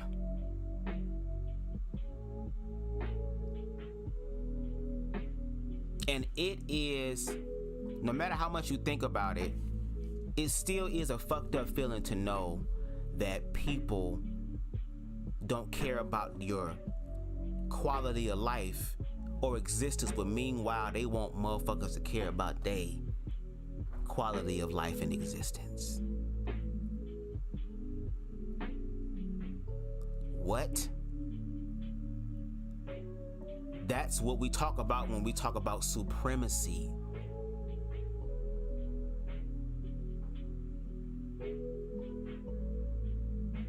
And I be asking my question because I'm like, look, if we really across the board, that means I'm across the board with finding something that both sides could agree on. And if you want the queer shit to be removed and you want your child to be a child and go through the natural things of life without any sort of queer influence, I said, okay, allow that to happen, but also allow other forms of identity to be the same thing. So my thing is, are we removing heterosexual shit from shows as far as like sex and kissing? Is gonna be a heavily mass edit on y'all end. Are y'all really willing to do that?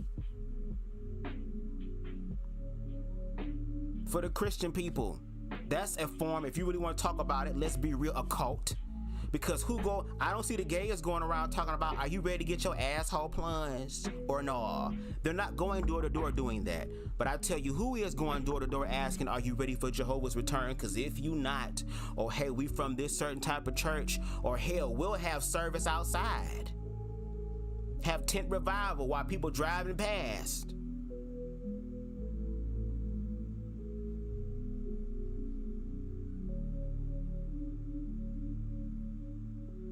And shouldn't it be about personal relationship? But it seemed like it's more of a communal relationship that human beings can see and gauge off of each other, as opposed to you working out your own soul salvation, which is your first goal in this life, if you ask me.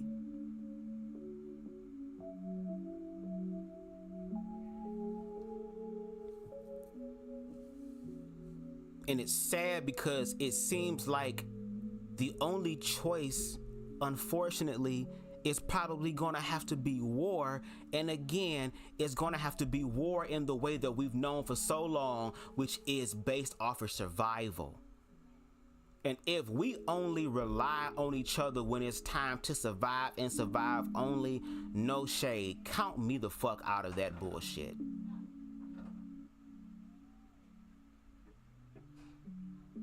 Because if we not gonna take the time to learn about this shit for real, so that when the shit hit the fan, we ain't gotta fake the fucking funk and my enemy is my friend, and we can just be fucking friends and work this shit out and build strong communities, which means that the fight is gonna be even harder. Or better yet, shall I say, will be more strengthened in reference to our connection with each other.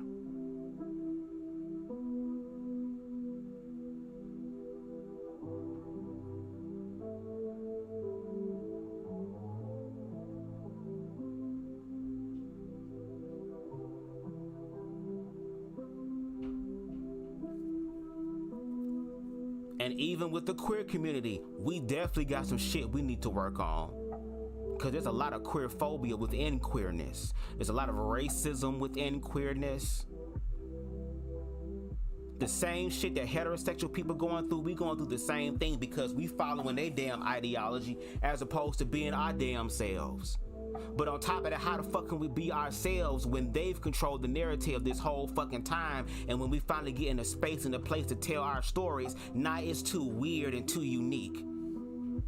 And it kind of goes back to this whole quote, right?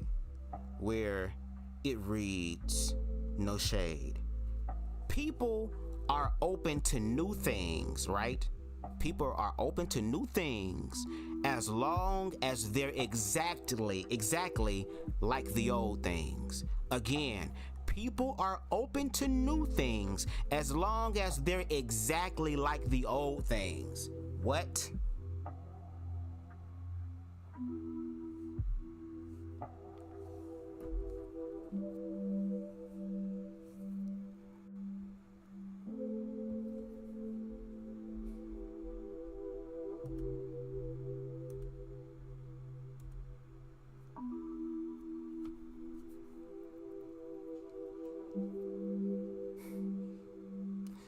get y'all comments real quick.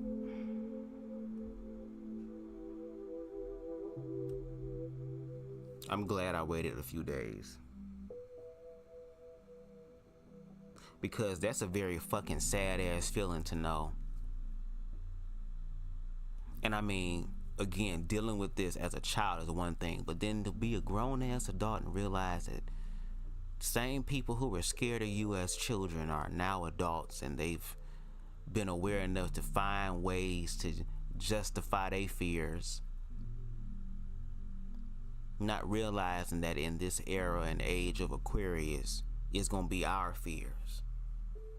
Because it's going to be a mirror experience. When Christ talked about coming back, I believe Christ already came back. Christ was telling y'all how it was going to come back by the renewing of your mind. You have to have a new mind, which means you got to be able to love yourself and include yourself, which means that whatever life throws your way, I know that all things are working for my motherfucking good. Even though I may not understand it right now, I know one thing I know for certain is that all things are working for my good, that things will work out for me. And ever since 2020 all the way up till now, let me tell you something, I've been applying that in my life for real. Y'all don't really know the story, but don't worry, my shit is manifesting, and when it does, I have no problem telling y'all my story. But then my story will definitely be valid because I've proven myself, and the person that I'm proving myself to above all things is me.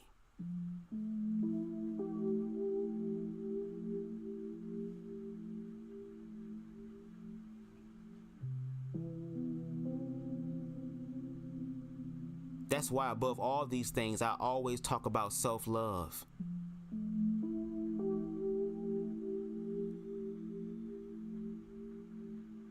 Because that's what's going to save you. And as much as the majority may not want to save each other, because they don't know how to save themselves, and they want you to play in the fear games with them so that they can feel safer in their fears.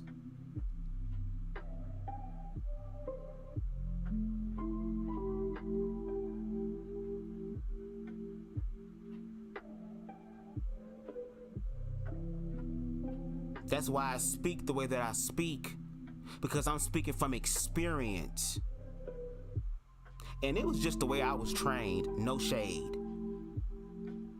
I had the expedited course in training, baby. Straight up motherfucking Mortal Kombat all the time, girl to the ego, bitch. I was Beatrix Kiddo, and they was motherfucking Pai Mei, bitch. Breaking arms, chopping arms off, growing it back, girl. All type of shit.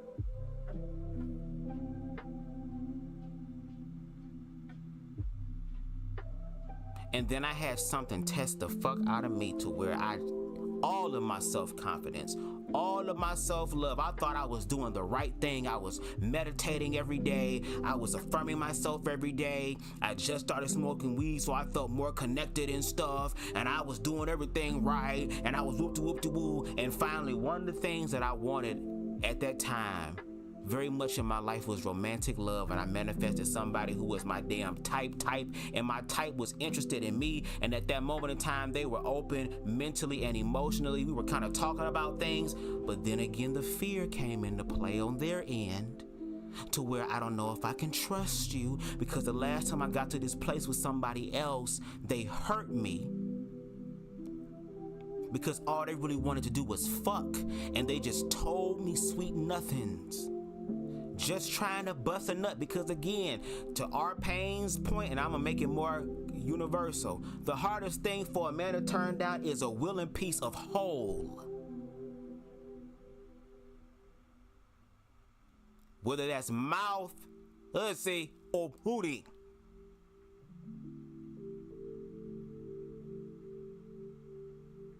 To where now it's gotten to a place of, oh, I feel like I'm not ready. And I didn't want to hear that shit at that time. I didn't give a fuck about that shit. Because again, I had put my identity into this, my energy into this, all these damn thoughts and stuff I had in my head that I thought was gonna happen, and it seemed like it was manifested. You want to give all that shit up and away, nigga, for something that you can't even verify? You using old past shit to bring up to block you in this situation? To where, yes, at that moment, I did not like how my life was. Because again, at that time, if I'm gonna sit up here and work a boring ass job and tap into the matrix like everybody else, at least let me have somebody to come home to that I can love on, that can love me, be with me in this situation while also busting a whole bunch of nuts, Lord. That's what I want. And I thought I was gonna get that, and then I didn't get it, and it made me feel some type of way. But I'm grateful for that experience because, again, it taught me that I need to love me. If I'm showing up doing what I need to do and motherfuckers are afraid to receive that, that's not their problem. I mean, that's not my problem, that's theirs. But the issue was I was trying to give my worthy energy to motherfuckers who, first of all, didn't even feel worthy of it. So if they ain't feel worthy of it, how they gonna be able to give back something to me that was worthy? So that was already showing the red flags within myself, showing my mental hygiene, the mental illness of giving my energy to other motherfuckers who did not receive it because they don't know how to open up for themselves and build it for themselves. Or if they do, it's going to be the same shit that happened in the past. And like I said, with 2020, baby, no shade, I became a little bit more of an introvert for real. To where I had to cut people off that I love dearly. And it's not a thing of I hate you or nothing. It's something for my personal growth.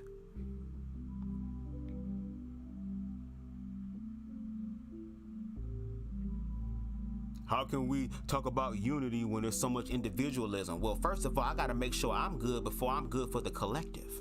Michael Jackson said it again, before I make a change in the world, I gotta start with me. Starting with me, I gotta start with me. So a lot of people now through 2020 are having ego deaths. They're staying to themselves. Literally the people that are in my inner circle who are people that are like on the same level with me and we growing and shit. And it's probably not even gonna be a guarantee that we're gonna be talking for long because they might get to a point to where it's like, okay, bro, thank you. I'm learning not to make all this shit personal for real, for real. Who are all, every single one of them are in a place of change. They're ready for change. They're tired of doing the same shit over and over and over again to the point to where now it's becoming a detriment to their well-being, whether it be physically, mentally, emotionally, spiritually, financially, all these things. They're learning not to feel guilty about loving themselves and wanting better for themselves. And they're being told, oh, we're family. That's what families do. No, that's what y'all motherfuckers do. But I'm making the choice to break the goddamn generational curse of bullshit, okay? And usually it's the black sheeps, the fags, and the other undesirables are the ones that are breaking the generational curses of a lot of families who sweep shit under the motherfucking rug, but then have the nerve to come online and talk about protect the children. But you can't protect the children in your own goddamn house, mentally, emotionally, spiritually, and as we can also see, physically.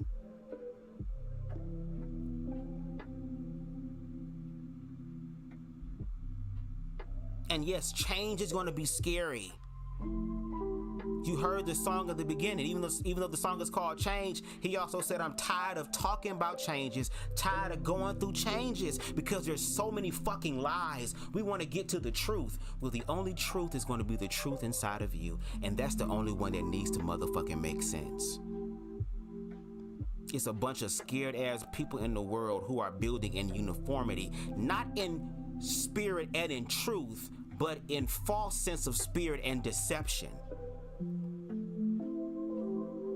To the point to where we can use scriptures to defend ourselves, but yet we don't act out none of the scriptures of loving, which means transcending the fear. We can choose to join in the stoning, or we can stand here and tell them don't stone her because y'all niggas sin too. Well, he also told her to go forth and sin no more, but I'm pretty sure he had a conversation of why you sleeping with this nigga man and getting down to it psychologically and then building up her self-worth.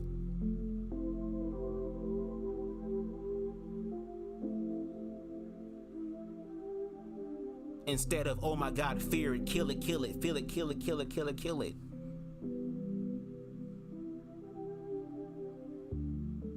And let's talk about killing, no shade. Detour, I don't know what it is about this season or whatever, but there has been a lot of barnyard spiders that at first I thought was brown recluse, big ass, fat ass, brown ass spiders, girl, just big as fuck. I just knew death and destroy, girl. I was like, girl, go get some hairspray, that long ass lighter, and we gonna roast this motherfucker, girl. My ass was very racist when it comes to spiders, bitch. If you white, you alright, but if you a different color, bitch, you gotta go. No shade. But then a part of me was thinking like, okay, well, they're living things as well. And it made me more curious about it to where instead of me assuming it's a brown recluse, I took a picture of it, did a Google search image, and it said that it was a barnyard spider. They can be either venomous or non-venomous, but their venom is not even toxic to human beings. Do you see how I was able to transcend that fear? Now, no shade. If a spider was in my room, no shade. Again, there's limits. I have to take your ass out. But if your ass outside somewhere and you ain't bothering nobody, why would I destroy you because I see you outside?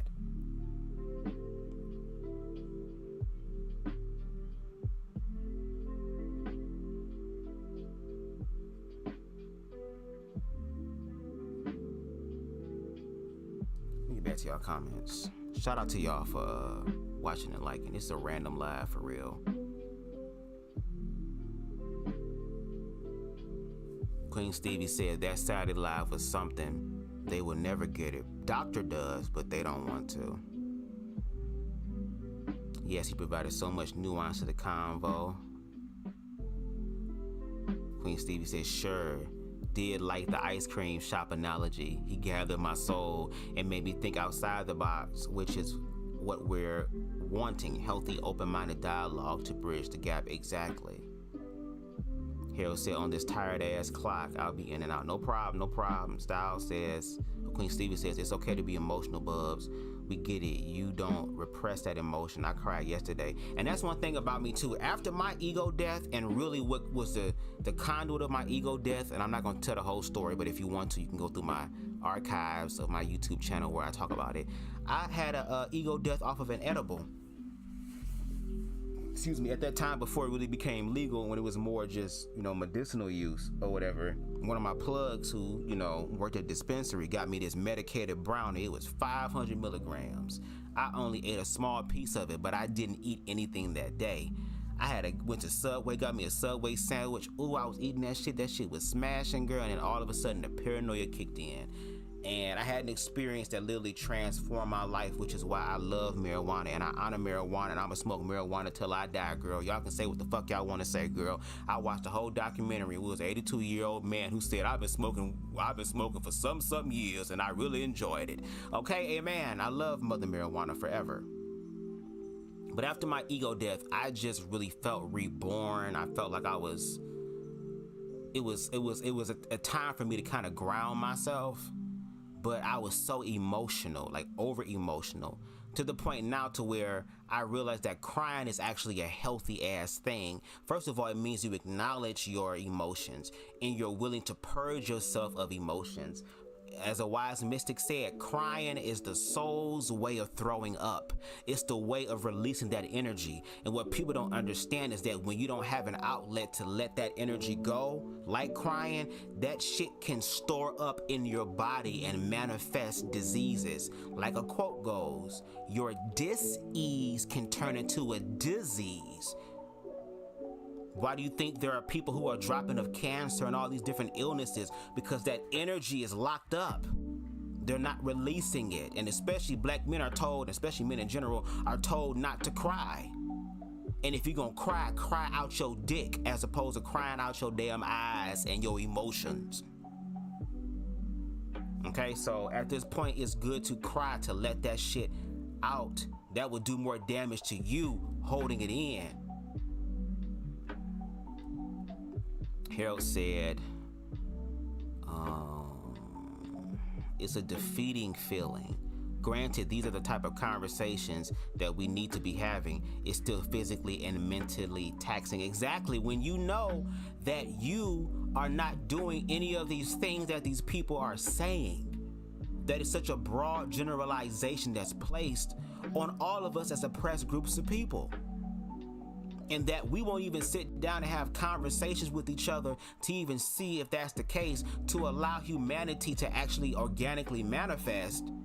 Because, oh, if we do, then, especially in the eyes of organized religion, if I sit up here and be friends with this homosexual and I don't teach them or convert them, that I'm tolerating the way they live, and I don't think God gonna like me tolerating them. Either they gonna change or they can't be around me. As opposed to walking like how Christ did and said, fuck, I'll talk to the whores, I'll talk to the tax collectors, I'll talk with them. And the way he was able to transform them, first of all, it wasn't a transforming of, oh, I'm getting you to be a part of my ranks, of my belief, but basically saying I'm helping people to free themselves so that you can have your own personal connection, that if you ever have anything else happen to you, you ain't gotta come looking for me. I already taught you how to do it. There were certain things in the Bible, girl, when old dude was walking on the water and he said, it's by your faith that you walking on the water. You the one that was focusing on me and all this other shit as opposed to focusing with the power inside of you. Again, we use it all the time when he be around his disciples and he be saying, why do y'all keep marveling after the things that I do? That be the problem. Instead of y'all figuring out for yourselves, y'all want me to do it for you, and I can't do it for you. All I can do is give you the tools necessary and teach you how to do it. You gotta find your sweet spot. You gotta find your own individual, unique flow, because it's your life. You with you 24/7, 365.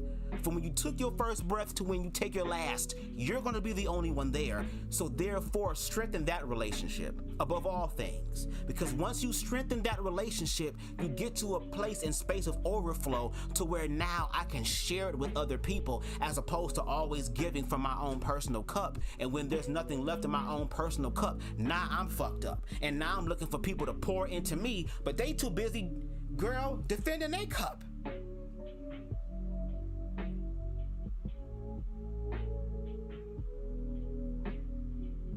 That's why community is important. And like I said, which the doc did highlight, y'all gonna need the fags because a lot of black men are dying. So at this point, what you're resisting is persisting, which means that we gonna have to merge together. It is. And when you look at it, blackness and queerness is very heavily intersected.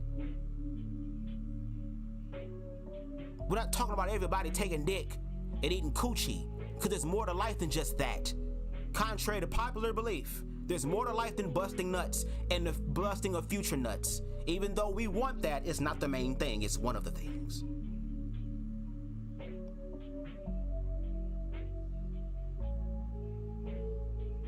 Girl, let me stop. They can't erase us or our existence. Like, black people ain't going nowhere. Shit, we built this country. Our ancestors' blood, sweat, and tears is in this bitch. It's gonna happen. Because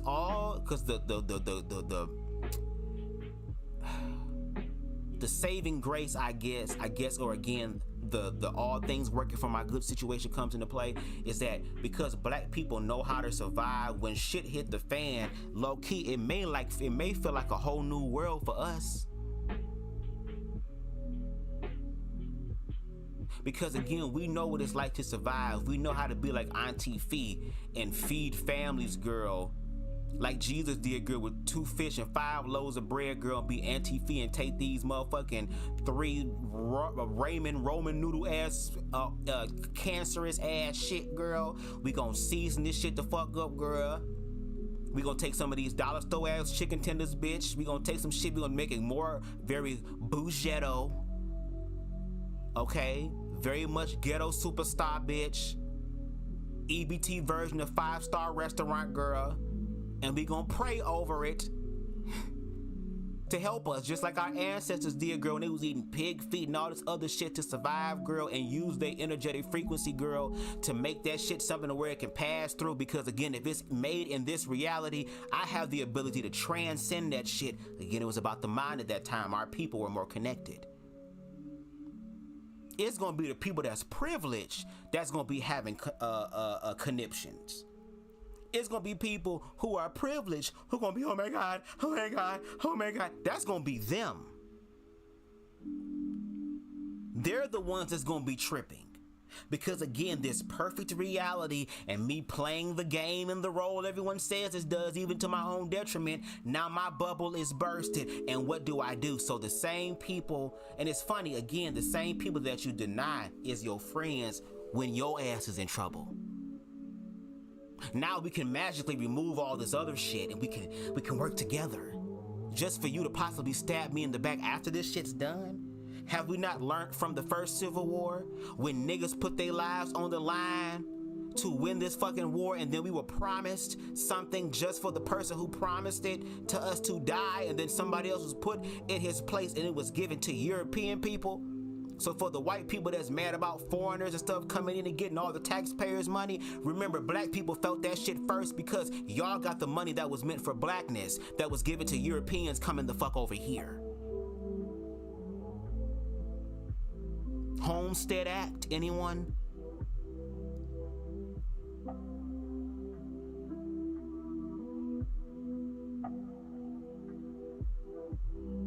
And also too, from a place of empathy and being empathic, I'm not the world's greatest girl, but I feel something, and I've always felt something, especially as a child. I can feel the weight of the energy in the community. The plenty of times I would go to the Woodward, it would be a gay bar and grill in Detroit. Shout out to them. It was a staple here, even though it was ratchet and shit. They ain't fight me, but I would be there. Yes, I would be high off my weed and my edible, and I'm a person that observes people. I could literally feel dense energy of hurt and pain and people just trying to figure shit out. Imagine trying to figure your shit out in a world outside of you that denies you. You start building all type of hierarchies in there to feel some sense of self-worth. So therefore, this destructive cycle continues in its overflow, flowing down to where now in the queer community it's pretty privileged. Oh, that nigga, he gotta be 5, he gotta be over 6 feet. He gotta have muscles, he gotta have a big ass dick. He needs to be able to have a 401. All the shit that y'all be saying in the heterosexual community about what women want, and y'all saying y'all want a high profile man. They want a high profile man. They willing to give pussy up to DB with the high profile man, girl. But then y'all find out that some of you niggas will never be high profile men, because as much as he was talking about the women, he was reading y'all niggas saying, nigga, if your dick is short and you fat as fuck and you short as hell, girl, you ain't getting anything. Even though in the world there are people who get money who look like that and get it. That means even motherfuckers can be paid to play along in the fantasy of that.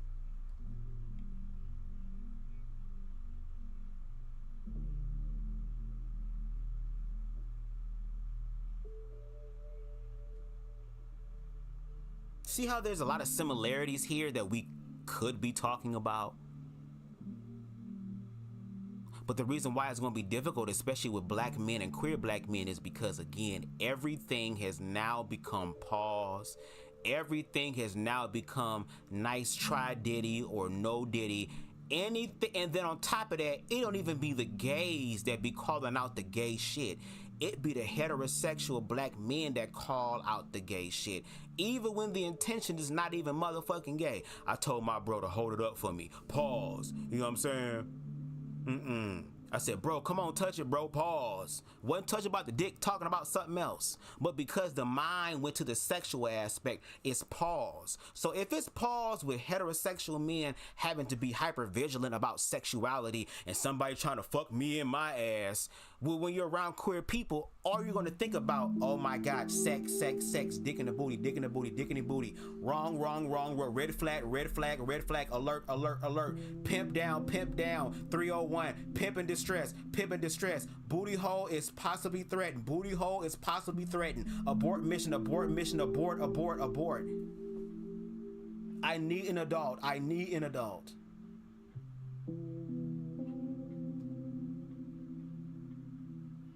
I did a live where literally there was a heterosexual guy sitting down with Big Sexy or whatever, and no shade, Big Sexy reminds me of a life-size ass Barney, bitch. Just a loud, big, wide mouth ass motherfucker, girl, no shade.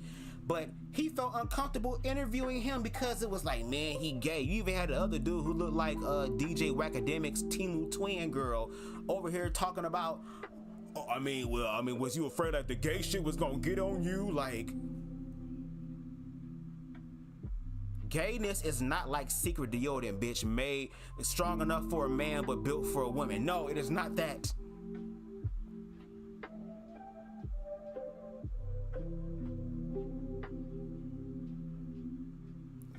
Girl. Stevie said, it sure is, hero. Some people are set in their ways. My father is in his late 70s and sometimes has some of the same toxic views. I never really opened up to people about that. And I'm grateful you shared that. And that's why I put my parents on YouTube on live and interviewed them, because my father is a prime example of what I believe a real man to be. If I am your child, why are you sitting here subscribing to stereotypical viewpoints but yet can't find that out in your child's life? And it was my father having to be around queer people and me having my first ever gay dad who never tried to fuck me, who never did anything of the sort, to see an older gay man at that time come around and be a good role model to help me understand what a foundational thing of what queerness looks like in a healthier viewpoint. Then I had a teacher come into my life who literally helped me to get into a deeper aspect of that. My father was able to experience those energies that were healthy and vibrant and that added to the quality of their son's life. Because at that time, I so desperately wanted attention and affirmation in the realm of romantic love. My sister is having successful relationships. My parents have successful relationships. My friends have successful relationships. And for a lot of us people who are queer, who grew up before all this awareness now, we couldn't have no motherfucking boyfriend publicly. We couldn't have no neighbor. Everybody else can have boyfriend, girlfriend, oh, I date her, all that type of shit. We had to pretend and shit. Have girlfriends for beers but could never ever really have real intimacy. And then dealing with being over-sexualized as human beings, when we try to have some sort of intimacy, motherfuckers already in the fuck moment when there's more to life than just fucking.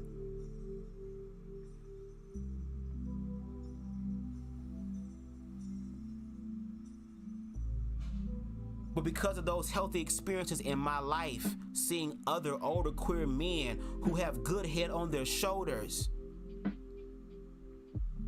who are excellent, upstanding citizens of humanity that care. My father got to see all that. And the time that I went to celebrate my gay father at the Woodward Bar and Grill, shout out to them, my mom came in, because, you know, my mom, you know, she cool. But when my father came into the club to also celebrate my gay dad, I felt like I had to run over to my father and get into motherfucking Mortal Kombat mode, bitch, to be like, okay, girl, my father's straight, don't fuck this up, bitches. Okay, I'm ready to fight any of you, but nothing of that happened. My dad was able to talk with other gay men. It wasn't no, well, your daddy's so fine. Ooh, wasn't none of that. Wasn't none of that. It was human beings talking. Gay people funny as fuck. My dad over there laughing and everything. And it blew my mind that my father, who was a staunch Deacon Baptist ideology, who, when he saw the first visceral objective experience or possibility of his son being gay, grabbed me, snatched me up, put me against the wall, and said two words that I never thought would come out of his mouth. I'm not raising no fucking faggot. This is coming from a deacon. And to see him transform from that and actually walk in Christ energy, which means that God, source, universe, consciousness, whatever you gonna do with my son for whatever decisions or whatever case may be, that's on you. All I'm gonna do is love my child. The only time you fail as a parent is when you stop being that, a parent. but then have the nerve to go to church every Sunday and be snotting and be prostrate on the floor. All this shit thanking God for forgiving your ass for the 777th time when your ass should have died, when that drug should have had your ass OD, when you should have motherfucking had that car crash when you was driving drunk, when your wife should have came in and shot you in the head if she found you in the bed with another bitch or another nigga, whatever the case may be. But you can't give that same grace and mercy to other human beings? Motherfucking wow. I'm a little late to y'all comments, y'all, so I'm kind of up here a little bit. Queen Stevie said pertains to masculinity. That part, someone's gender or who they love shouldn't matter, but they look at the aspect of what goes on behind the bedroom walls.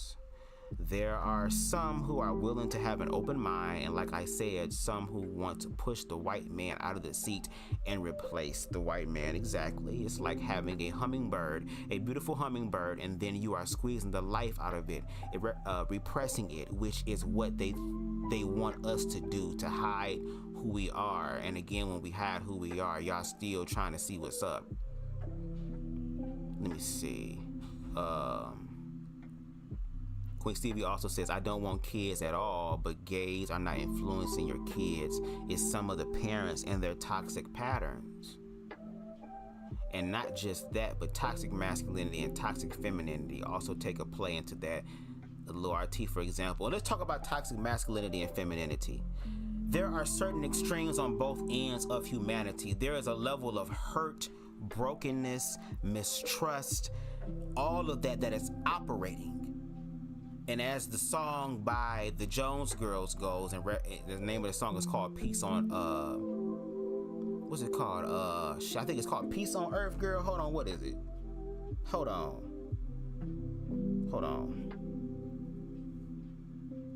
Jones Girls.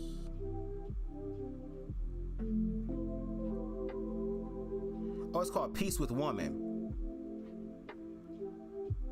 Peace with woman, at peace with woman. And the chorus says, there won't be peace on earth till man's at peace with woman. There won't be peace on this ground until man and woman sit down. And again, I will always bring it up. R. Payne said that the reason why all this dysfunction is happening is because the man and the woman are out of alignment. The heterosexual man, heterosexual woman are out of alignment. Again, all this queerness is just following the heteronormative aspect of it, which is why there's also dysfunction in the queer community. So above all things, it's a humanity issue, and we can get to the humanity issue, but we have to work together at etching away or destroying the barriers that keep us separated, because all it's doing is literally harming us and others. And that's because the quote-unquote kings and his mom failed him. Harold says, anytime black folk come into their own wealth and power and create its societies for ourselves, they stole it, i.e. every race riot in history. That point. And I don't know if it's the fact of like now, again, because we are having our own unique experience of this, even though they had their own unique experience and survived. It's kind of like, don't you think community would probably be even better, especially now that you're dealing with the generation of tomorrow? Because isn't the generation of tomorrow supposed to be better than you? Because again, as the doc said, and it was a hard pill to swallow that a part of me still does not accept, he said that, hey, look, it will never happen in our lifetime. But the issue is, it seems like that's been happening with every generation. So when will, it's going to have to take a generation coming together and really pushing forward with it. Even if that means, unfortunately, losing our lives. And it's a shame that in this country, the price of freedom is your life. But in a sense, when you face death, you realize you're going to die anyway. So if I'm going to die, I might as well have something to live for that makes my death worthy. And it's a shame that we keep having the same conversations every generation. Meanwhile, there's another generation of group of people who benefit from all of our shit. And we know it, and we do nothing about it. We let them take the children. We let them fuck up the communities. We let them sit there and and watch at their delight us destroying each other, creating the narratives, creating the fake space, giving these illusions that we really have power in this system, only for us to give them our energy, which is most important. They feed off of that. And then they again get to be the person who causes the problem and ends up being the solution to the problem. And it's being played on all of us, but we can't get to that point because the fags are coming in and destroying the schools. Or better yet, the individuals who always seem like they're helping others to make that change. They're always murdered.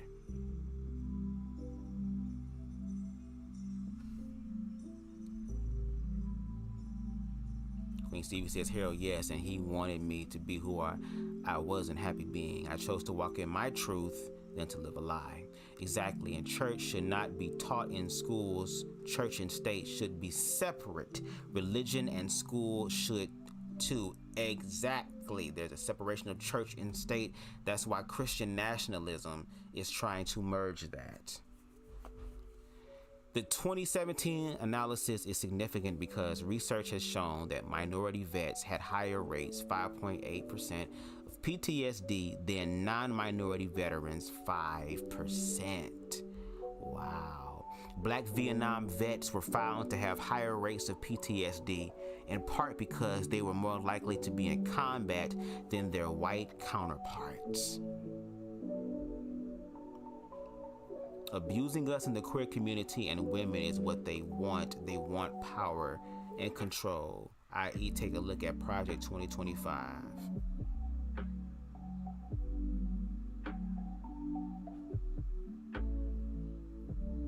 Tracy Morgan, Kevin Hart, and Carisha Young, Miami, said they would beat their child if they were gay. And they're beating their child out of fear.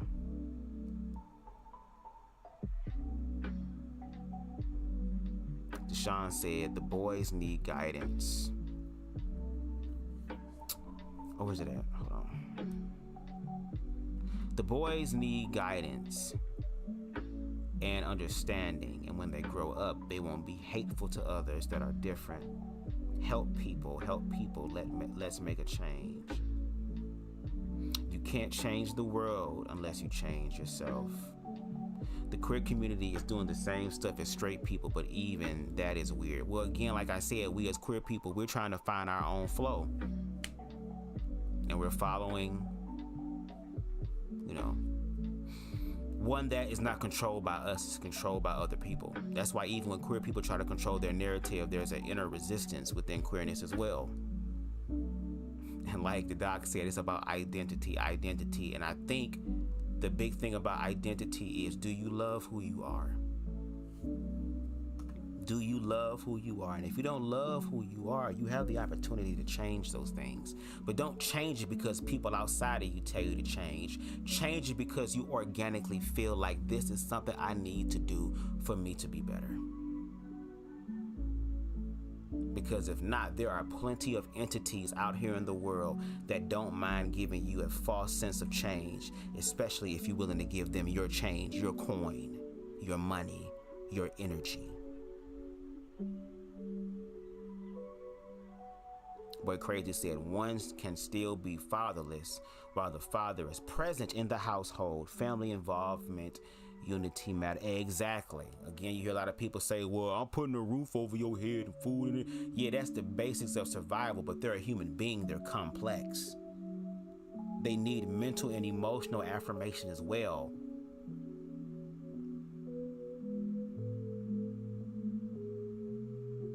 And again, I think about the queer children that are raised in Christian households. The family involvement is disconnected because they're queer and there's a demon. It's not anything worried about the child's mental health, the child's actual well-being. It's the fact that now it could be blamed on the devil, TikTok. Now I can find some sort of outside source to justify my fears about my child, as opposed to sitting down with your child and seeing if that's really the case. Because again, even when I ask questions that lead down that journey of discovery and all that type of stuff, it's no. And again, look who suffers, the child, but I guess the queer child does not matter because the child is queer. Hero said absolutely. A lot of black men feel the necessity to provide, and that be it, but it requires more than that. Which is why I know I'm gonna continue to have these conversations, and I try my best to be peaceful. I try my best to really do that, but I also have to accept the fact that this is the world I live in, and unfortunately in this climate, I have no choice but to also protect myself. Because I also have a right to live, and I want to live my best life too. I'm aware as BubzDaGawd. This is the only time I'm going to be aware as BubzDaGawd. I want to live the best life I can so that when I do draw my last breath, I can do it with a smile on my face because I came through and did the majority of what I wanted to do and did it all in love. But if I have to protect myself, if we have to go down certain roads out of survival that are not beneficial to society but beneficial to me, I will also make those choices. And the sad part is that people are willing to go down that route as opposed to the route of actual reconciliation, because the other route, the destructive route, the fear-based ignorant route, is more exciting and entertaining. But again, innocent people, which could possibly include your children or your family members and even mine, all for the love of this entertainment game.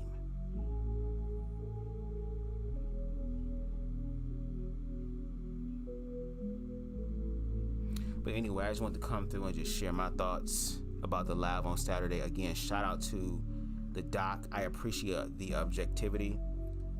I appreciate the challenges. Again, I'm learning as well. It's just that with that conversation with BMU, it just proved to me that there are some people who are going to choose to just see you a certain type of way. And I'm also learning not to feel guilty that if you choose to see me as that certain type of way, that I'm going to choose to see you a certain type of way and not feel guilty either. Because if you think that you probably feel the same way and y'all interpret it as laying down and dying. It's just that when we look at the facts, the queer people are dying more so than the Christian people in this country, that I'm not going to allow that to happen.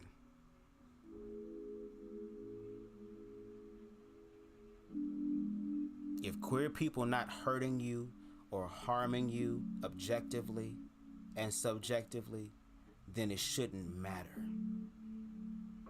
But if you choose to believe that queer people are spawns of Satan who are under demonic oppression, queer people are also going to show you where y'all are in the book as well, just so that we're all the way clear.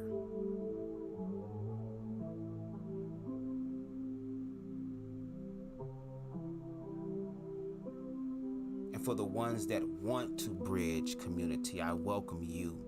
I always create space for y'all. I'm willing to give y'all more privilege, not privilege, but because you have to have that to give it, but I give y'all more grace and understanding.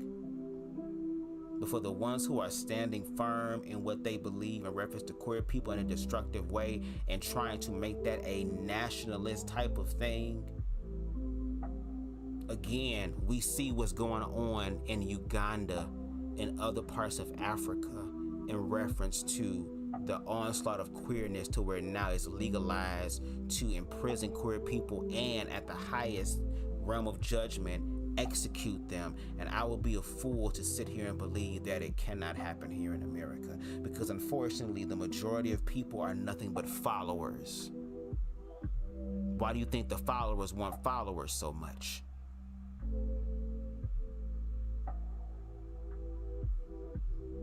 So for the people who just want the inorganic, fake ass bullshit, if that is the only energy y'all coming into, y'all will be met with same energy, and it is what it is. If it's gonna be warfare on us, no matter what we do, then we accept that.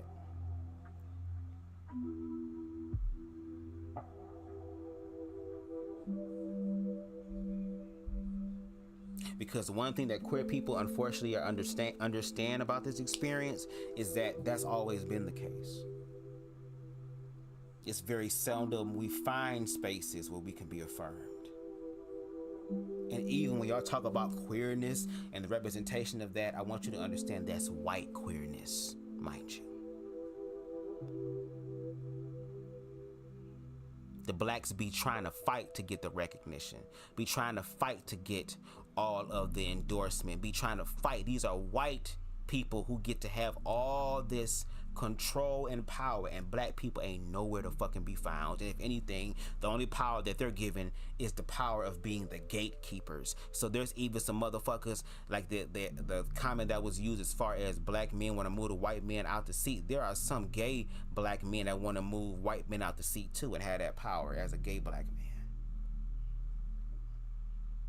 Maybe the conversations about people trying to assess and get into positions of power, not because they're qualified to hold it and wield it in a righteous way, but get into power because they just simply want to be in control and have the word removed from their experiences. Those are the ones that's dangerous. Maybe we should be having conversation about those individuals, because those are the ones who really don't give a fuck about us and will sit up here and control the narrative and have us clash with each other to where we will do most of the dirty work for them, that they be able to have a thought and a vision, and then they use the manipulation of energy and thoughts on us to literally manifest what they want a lot easier by using us to do it.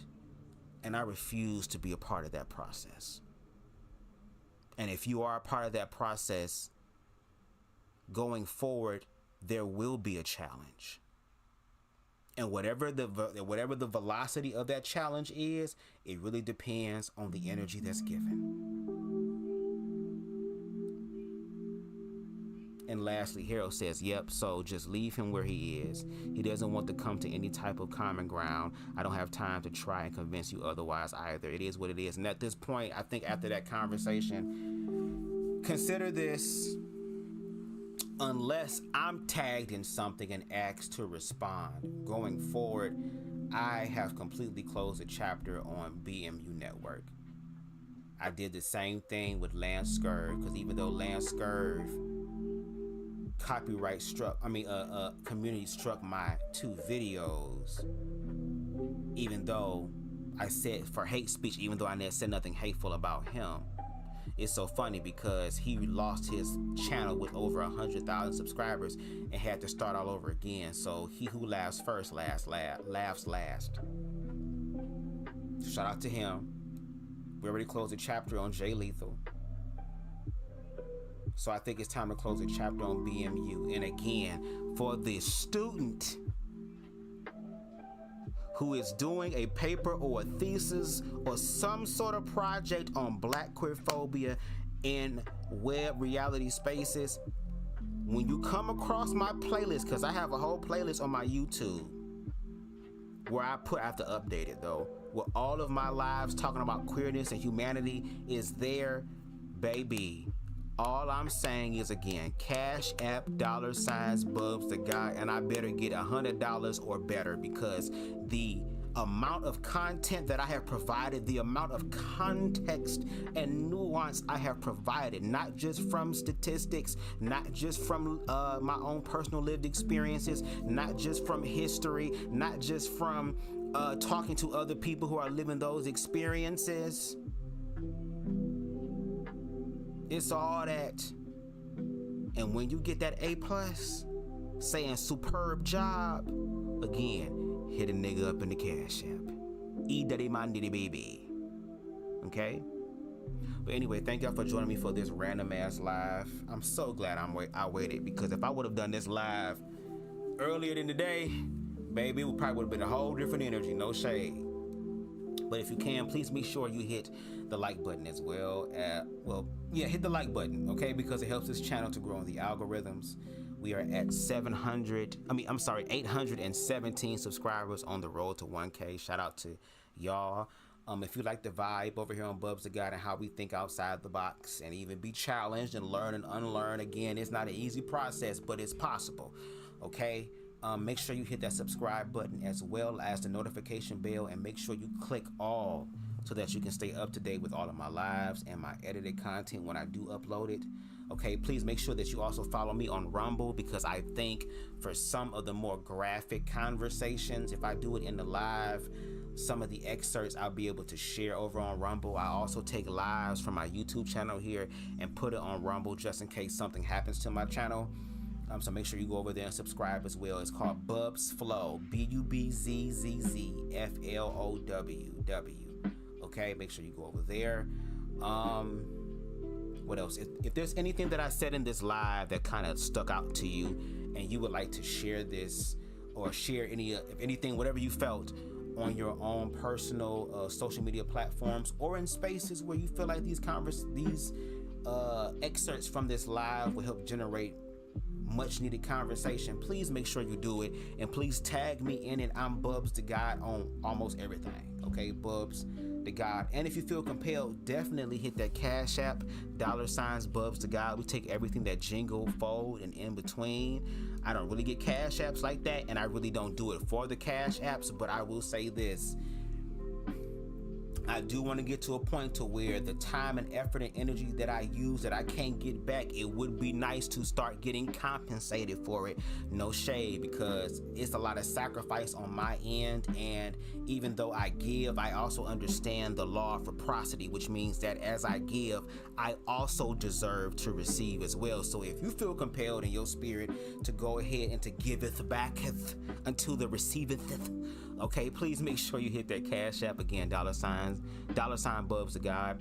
Shout out to Queen Spicy in the building. Shout out to King Harold, King Deshaun. Shout out to Boy Crazy, Queen Style by Stevie in the building. Shout out to, I think that was everybody up. Shout out to y'all. Shout out to the Doc for his input, and especially doing it for free. Okay, so shout out to him. We definitely got to work on getting him back again on the platform whenever he's ready, because again, he's dealing with his mental health as well. So again, we can also work on the Doc time, and it ain't no problem. Shout out to BMU, even though we disagree on queerness and stuff like that. I don't deny your humanity. Okay, but if we're going down a certain road, I want you to understand that you're not exempt from that road. So as long as you're okay with that, then I guess that's cool. At least that'll be something we can definitely agree on, unfortunately. Okay, for those in the bushes, shout out to y'all, to the replay gang. Okay, and until next time, everybody, y'all enjoy the rest of y'all Tuesday. Peace.